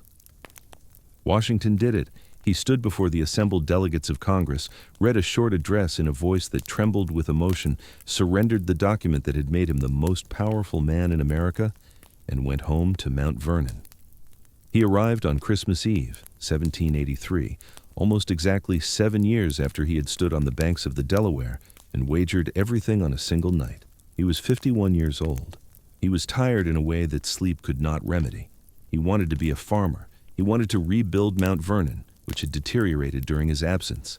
He wanted to sit on his piazza and look at the Potomac and never hear another cannon fire as long as he lived. He got 5 years. The nation he had fought to create was failing. The Articles of Confederation, the governing document that had held the states together during the war, were proving catastrophically inadequate for peacetime governance. Congress could not levy taxes. It could not regulate commerce between the states. It could not maintain an army or pay its debts. Each state functioned as a semi-independent nation, printing its own currency, imposing its own tariffs on goods from neighboring states, and ignoring congressional requisitions with an impunity that made the central government a polite fiction. The war debts remained unpaid. The soldiers remained uncompensated. The European powers watched the American experiment in self-governance with the amused anticipation of spectators at a performance they expected to end badly. In 1786, an armed rebellion in western Massachusetts, Shays' Rebellion, led by Daniel Shays, a former Continental Army captain who had never received his back pay, brought the crisis to a head. Farmers facing foreclosure and imprisonment for debts they could not pay took up arms against the state courts and marched on the federal arsenal at Springfield. The rebellion was suppressed, but its implications terrified the political leadership of every state. If the government could not pay its veterans, could not protect its citizens, could not maintain order within its own borders, then the revolution had not created a nation. It had created a power vacuum that would be filled sooner or later by the same forces of tyranny and chaos that the revolution had been fought to defeat. Washington watched from Mount Vernon with an alarm that deepened with every dispatch. He had not risked everything, his life, his fortune, the lives of the men who followed him, to create a confederation of squabbling states that could not feed its own soldiers or suppress an uprising of desperate farmers. The nation needed a government capable of governing. It needed a constitution. The Constitutional Convention convened in Philadelphia in May 1787, and the delegates' first act was to elect George Washington as president of the convention. His presence was essential, not because he was a constitutional theorist, which he was not, but because he was the only man in America whose endorsement could give the resulting document the legitimacy it would need to survive ratification. Washington presided over the convention with the same deliberate restraint he had practiced throughout the war. He spoke rarely from the chair. He listened. He used his influence privately, in conversations and dinners, shaping outcomes through the gravitational pull of his reputation rather than the force of his arguments. The Constitution that emerged in September 1787 was the product of compromises that satisfied no one completely, and that contained within it the unresolved contradiction that had lived at the center of Washington's life since birth. The 3/5 Compromise, the Fugitive Slave Clause, the 20-year protection of the international slave trade, The Constitution that created the framework for the world's most ambitious experiment in self-governance was also a document that explicitly protected and perpetuated the institution of human slavery. The delegates knew this. Washington knew this. The moral contradiction that he carried in his own person, the man who fought for liberty while holding human beings in bondage, was now embedded in the foundational law of the nation he had created. The deferral that had characterized his personal relationship with slavery became the deferral that characterized the nation's relationship with slavery, and the interest on that debt would compound for 74 years until it was paid, at last, in 620,000 lives. But in 1787, the immediate crisis was survival, not justice. The Constitution needed ratification by 9 of the 13 states, and ratification required the public's trust that the new government would not become the very tyranny they had fought to escape. That trust depended, more than any other single factor, on the answer to one question: who would be the first president? There was only one answer. Everyone knew it. Washington knew it. He did not want it. The retirement he had earned, the private life he had chosen, the farm he was trying to rebuild, all of it would be surrendered again, sacrificed to the same cause that had already consumed the best years of his life.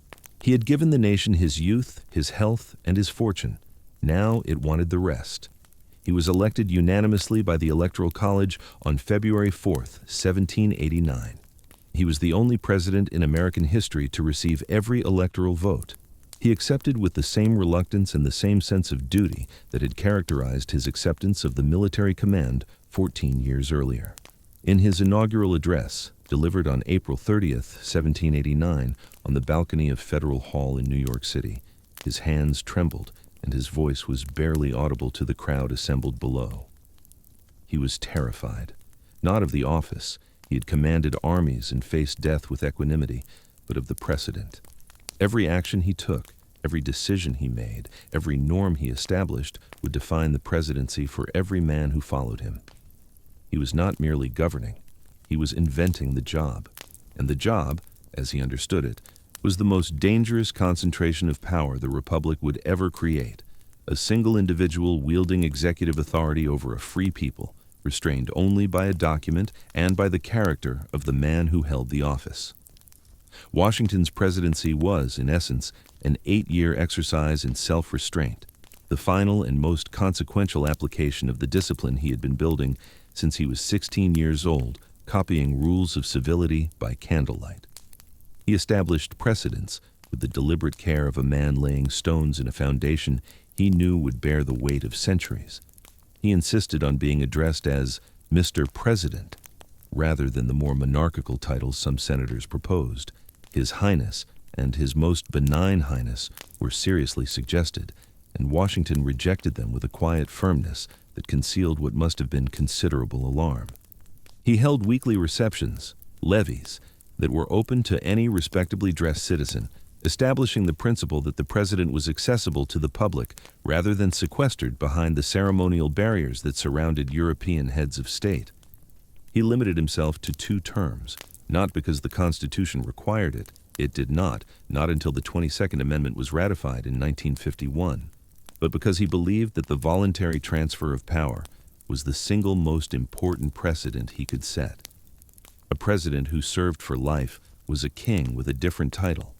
A president who chose to leave was a citizen who had been temporarily entrusted with authority and who returned that authority to the people when his service was complete.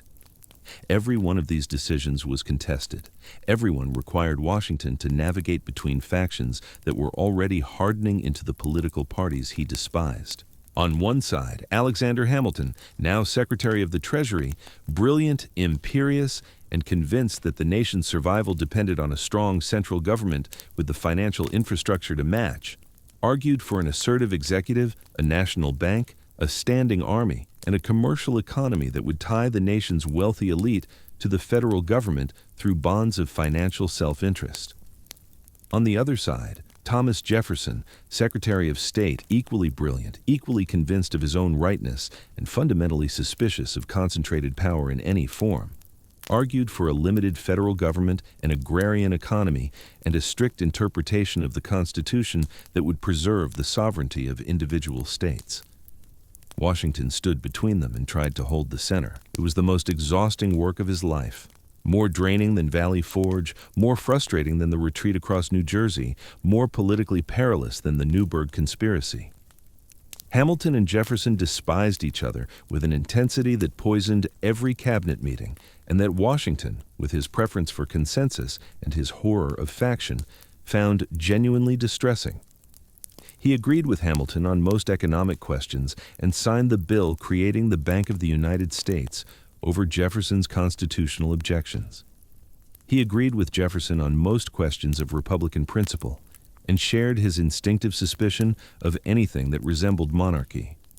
He tried to keep both men in his cabinet, recognizing that the tension between them was, in a crude but functional way, the mechanism through which competing visions of the nation's future were being worked out.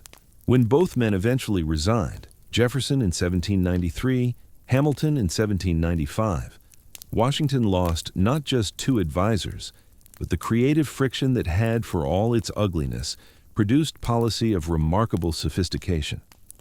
The foreign policy challenges were equally ferocious. The French Revolution, which had begun in 1789 with such apparent kinship to the American experiment, had by 1793 descended into the terror, mass executions, political purges, and a radicalism that bore no resemblance to the measured, principled revolution Washington had led. When revolutionary France declared war on Britain, the United States was caught between its treaty obligations to France, the alliance that had been essential to winning the revolution, and its economic dependence on British trade, which accounted for the vast majority of American commerce. Jefferson and his supporters demanded that America honor the French alliance. Hamilton and his faction argued for neutrality, pointing out that the French government that had signed the treaty no longer existed and that a war with Britain would destroy the American economy. Washington chose neutrality. He issued a proclamation of neutrality in April 1793 that enraged the Jeffersonians, who accused him of betraying the nation that had made American independence possible. Lafayette, who had been one of the French Revolution's earliest leaders, before being imprisoned by the radicals who consumed their own, was languishing in an Austrian prison, and Washington's inability to secure his release, constrained by the neutrality he had proclaimed, was a source of private anguish that he bore with the same stoic silence he applied to every personal suffering. The man he considered a son was locked in a cell, and the President of the United States could not help him without compromising the foreign policy on which the nation's survival depended. Washington sent money to Lafayette's wife through intermediaries. He wrote letters of private solidarity. He used back channels to lobby for Lafayette's release. But he could not act officially, and the cost of that restraint was measured in sleepless nights that no aide recorded and no biographer can fully reconstruct. The Jay Treaty of 1794, a commercial and diplomatic agreement with Britain negotiated by Chief Justice John Jay, brought the foreign policy crisis to its most toxic point. The treaty resolved several outstanding issues from the Revolution, including British withdrawal from frontier forts on American soil, but it was widely perceived as a capitulation to British power. It said nothing about impressment, the British practice of seizing American sailors and forcing them into the Royal Navy. It offered no compensation for enslaved people who had escaped to British lines during the Revolution and been freed, a provision that enraged Southern slaveholders, including Washington himself. It was, in almost every respect, the best deal a weak nation could extract from a powerful one, and it was politically catastrophic. Washington was burned in effigy. Newspapers that had once lionized him as the father of his country now accused him of monarchical ambitions, of senility, of betraying the revolution he had led. The attacks were personal, vicious, and sustained. Benjamin Franklin Bach, the editor of the Aurora and Benjamin Franklin's grandson, published editorials suggesting that Washington had been a secret British agent throughout the Revolution and that his military reputation was built on the achievements of subordinates. Thomas Paine, the same Thomas Paine who had written The American Crisis by Campfire Light before the crossing of the Delaware, published a public letter accusing Washington of treachery, incompetence, and hypocrisy, concluding with the wish that Washington's presidency would bring him the exact misery it deserved. These attacks wounded Washington more deeply than he ever publicly admitted. He had spent a lifetime constructing a public persona of invulnerability, the man above faction, above personal interest, above the petty venoms of political life. Now that persona was being systematically dismantled by men who had once been allies, using the free press that Washington's revolution had made possible to destroy the reputation of the man who had made the revolution possible. The irony was exquisite and agonizing. Washington had fought for the right of citizens to criticize their government. He had not anticipated how much it would hurt when they exercised that right against him. His letters from the final years of the presidency reveal a man who was profoundly tired and increasingly bitter. The volcanic temper that Hamilton had identified as his most dangerous quality erupted more frequently in private. He complained about the ingratitude of the public, the incompetence of Congress, the viciousness of the press. He counted the days until he could return to Mount Vernon. The second term, which he had accepted only because both Hamilton and Jefferson had urged him to serve as a stabilizing presence during the foreign policy crisis, had become a punishment that he endured with diminishing patience and increasing resentment. But he endured it. He served his full second term. He did not resign, though he wanted to. He did not retaliate against the newspapers that savaged him, though he had the political power to make their editors' lives miserable. He did not use the Alien and Sedition Acts, which his successor John Adams would sign into law in 1798, to silence his critics, though the temptation must have been considerable. He maintained the principles of civilian governance, press freedom, and constitutional restraint that he had established during his first term, even as those principles were being used as weapons against him. The discipline held. The furnace burned, but the surface remained intact and the precedents survived their first serious test. His farewell address, published in September 1796, was the final act of his public life, and it was crafted with the same attention to posterity that had characterized every significant communication since his first letter to Congress in 1775. Written primarily by Hamilton, with extensive revisions by Washington himself, the address was not delivered as a speech, but published in a Philadelphia newspaper, a deliberately democratic gesture, bypassing the ceremonial apparatus of government to speak directly to the citizens in the medium they used to communicate with each other. The address covered the subjects Washington considered most essential: the importance of national unity over sectional loyalty, the danger of political parties, the necessity of religion and morality as foundations of public virtue, and, most presciently, the warning against permanent alliances with foreign nations that could drag the young republic into conflicts that served European interests rather than American ones. The passage on political parties was the most personal. Washington had watched, with something approaching horror, as the political differences between Hamilton and Jefferson had metastasized into organized factions that viewed each other not as fellow citizens with different ideas, but as enemies to be destroyed. He understood that political parties were probably inevitable in a free society. He also understood that they were potentially fatal to one. The spirit of party, he wrote, serves always to distract the public councils and enfeeble the public administration. It agitates the community with ill-founded jealousies and false alarms, kindles the animosity of one part against another, foments occasionally riot and insurrection. He was describing the 1790s. He could have been describing any decade since. Washington left Philadelphia on March 4, 1797, the day John Adams was inaugurated as the second president. He rode south to Mount Vernon and began, for the second time, the work of rebuilding a life that public service had interrupted. He was 65 years old. His health, which had been robust through most of his life despite the smallpox, the dysentery, numerous bouts of illness during the war, and the accumulated toll of decades of physical hardship, was beginning to deteriorate in ways that could no longer be managed through willpower alone. His hearing was failing. His eyesight, already weakened by the time of the Newberg address, had continued to decline.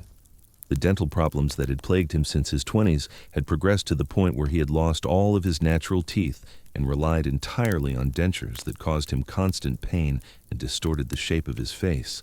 The clenched, rigid expression in the Gilbert Stuart portrait that would become the most reproduced image in American history was not the face of a stern patriarch. It was the face of a man in pain, holding his mouth closed around dentures that did not fit. He threw himself into the management of Mount Vernon with an energy that disguised but could not conceal the physical decline. He rode his farms daily, inspecting the livestock, the crops, the buildings, the enslaved workforce that still constituted the economic engine of the plantation.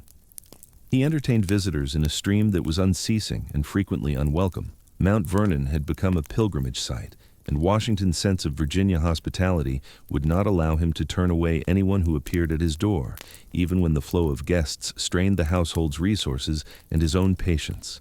He corresponded with old comrades, with political allies and adversaries, with foreign admirers, and with the endless parade of petitioners who believed that a letter from George Washington could solve whatever problem afflicted them. And he wrestled, in the privacy of his study and the silence of his own conscience, with the contradiction that had defined his life. The enslaved people of Mount Vernon. Over 300 human beings whose labor built his wealth, maintained his household, cultivated his fields, and served his guests. Human beings who had names and families and inner lives that Washington's meticulous records documented with the same precision he applied to his livestock inventories. A parallel that was not accidental and that reveals, more starkly than any editorial commentary, the nature of the system he participated in. He knew them as individuals. He managed their work assignments, their clothing allotments, their food rations. He authorized their punishments. He tracked their births and deaths. He recorded in his account books the teeth he purchased from them for his own dentures, a transaction that captures the relationship between enslaver and enslaved in a single image of such concentrated horror that the mind recoils from it even as the historical record confirms it. He had been thinking about slavery for decades. The evolution of his thinking is documented in his correspondence with a specificity that makes his moral trajectory unusually visible. In the 1770s, he had shown no recorded discomfort with the institution. By the 1780s, he was expressing private doubts. By the 1790s, he was telling friends that he wished to see slavery abolished and that he would support a gradual emancipation plan if one could be devised that did not destroy the economic foundations of the southern states. He stopped selling enslaved people, finding the practice, the separation of families, the reduction of human beings to commodity transactions, increasingly intolerable. He explored and rejected various schemes for transitioning Mount Vernon to free labor. He was, by the standards of his class and his time, moving in the right direction. He was also moving with a slowness that his own principles condemned. The man who had risked his life for liberty, who had crossed the Delaware in a blizzard, who had stood between the lines at Princeton, who had starved at Valley Forge for the principle that human beings had the right to govern themselves, could not bring himself to make the financial sacrifice that freeing his enslaved workforce would require. The contradiction was not abstract. It was measured in specific human suffering, in specific children separated from parents, in specific individuals who lived and died in bondage while the man who owned them wrote letters about the rights of man. Washington saw the contradiction. He named it. He could not resolve it in life. He resolved it in death, partially, inadequately, but he resolved it. Washington's will, drafted in the summer of 1799, contained a provision that was remarkable for its time and deeply revealing of the man who wrote it. Upon Martha's death, all enslaved people held in Washington's own name, as distinct from those belonging to the Custis estate, which Martha controlled and which Washington had no legal authority to free, were to be emancipated. Those who were elderly or infirm were to be supported by his estate for the rest of their lives. Those who were young were to be taught to read and write and trained in a useful occupation before being released. The provision was detailed, specific, and written with the same meticulous attention to logistics that Washington had applied to every enterprise of his life. It was also the only instance among the slaveholding founders of a provision for the complete emancipation of an enslaver's human property. It was not enough. It was not close to enough. It freed approximately 123 people, while leaving the roughly 200 enslaved people of the Custis estate in bondage. It deferred liberation until after Washington's death, and, as originally written, until after Martha's death as well, meaning that the people it freed would have to wait for 2 deaths before experiencing freedom. Martha, understandably unsettled by the realization that over 100 people in her household had a financial interest in her mortality, freed Washington's enslaved people within a year of his death rather than waiting for her own. The provision did nothing for the millions of enslaved people across the nation whose bondage the Constitution Washington had helped create continued to protect. It was a personal gesture, not a political act. It assuaged a private conscience without challenging the public institution. And yet, it was something. In a landscape of silence and complicity among the founders who held enslaved people, Washington was the only one who freed all of those he legally could. It was something. Not enough, never enough, but something. The will stands as the final document in a life of contradictions, a life that embodied both the highest aspirations and the deepest moral failures of the nation it created. Washington could not resolve the contradiction between liberty and slavery because the nation he built could not resolve it, because the contradiction was not a flaw in the system. It was the system built into the foundation, load-bearing, and incapable of being removed without tearing the structure apart. The structure would eventually be torn apart. 620,000 people would die in the tearing. But that reckoning lay 62 years in the future, and George Washington would not live to see it. He would not live much longer at all.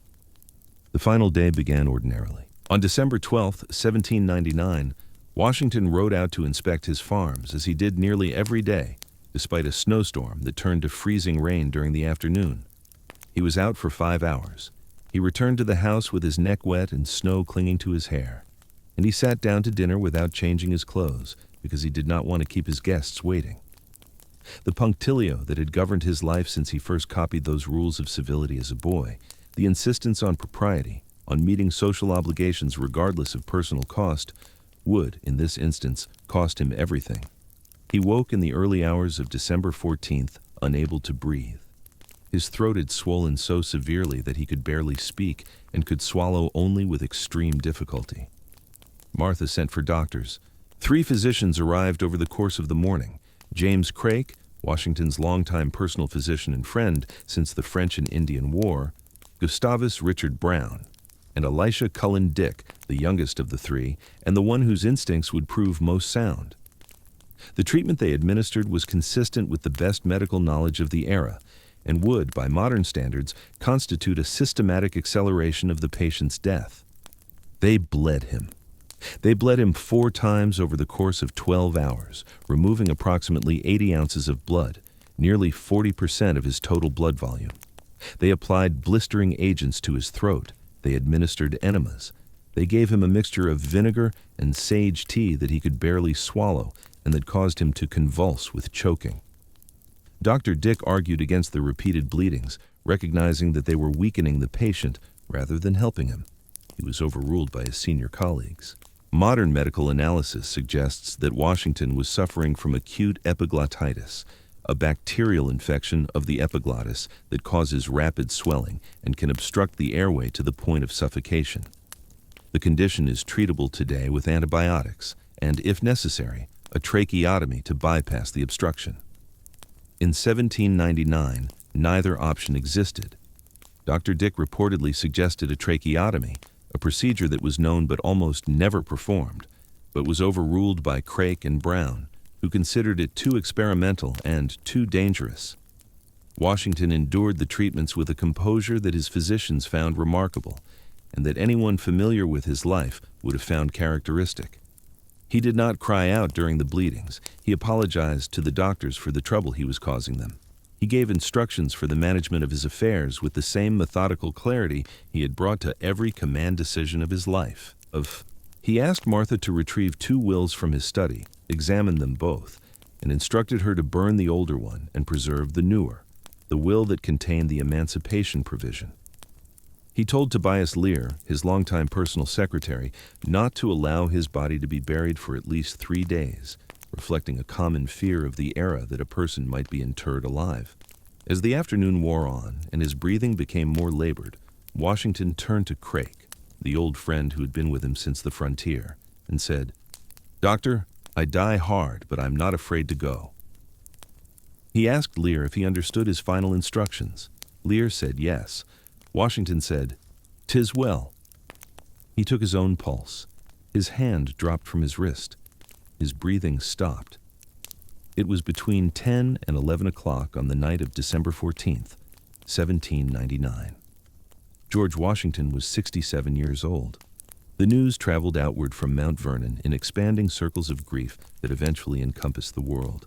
The United States went into mourning with a spontaneity and a depth that reflected the nation's understanding, inarticulate but profound, that it had lost not merely a former president, but the man who had made the presidency possible. Congress declared a national period of mourning. Henry Lee, the cavalry commander who had served under Washington during the war, delivered the eulogy before Congress and produced the phrase that would define Washington's legacy more durably than any other: first in war, first in peace, and first in the hearts of his countrymen.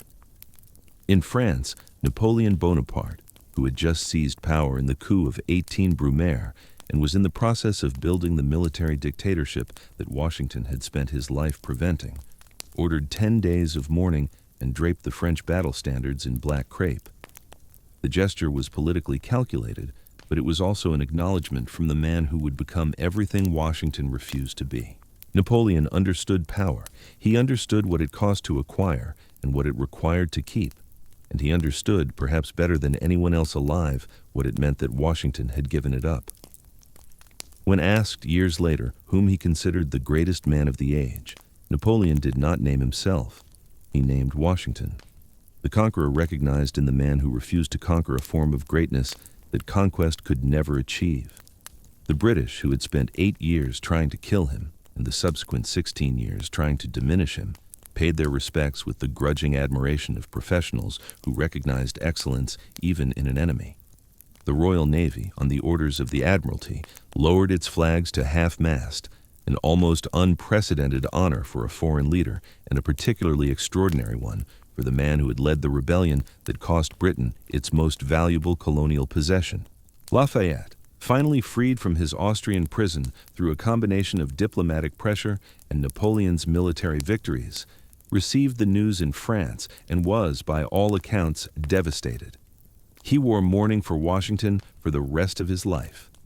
When he returned to America in 1824 for a triumphal tour, a tour that took him to every state in the Union and that produced crowds so enormous that they defied the ability of contemporary accounts to describe them, he visited Washington's tomb at Mount Vernon and wept. He brought with him soil from a field near Paris and scattered it on the grave so that the man who had been like a father to him would rest beneath the earth of both nations he had served. The tomb at Mount Vernon stands today as Washington left it, simple, unpretentious, and inadequate to the scale of the life it commemorates. Congress proposed moving his remains to the Capitol, beneath the great dome that would eventually be built. The proposal was debated for decades and ultimately abandoned, partly because of Virginia's objections, and partly because of a growing sense that Washington belonged at Mount Vernon, on the land he had loved, overlooking the river he had gazed at during the quiet years between the wars, among the fields that had been worked by the people he owned and the people he freed.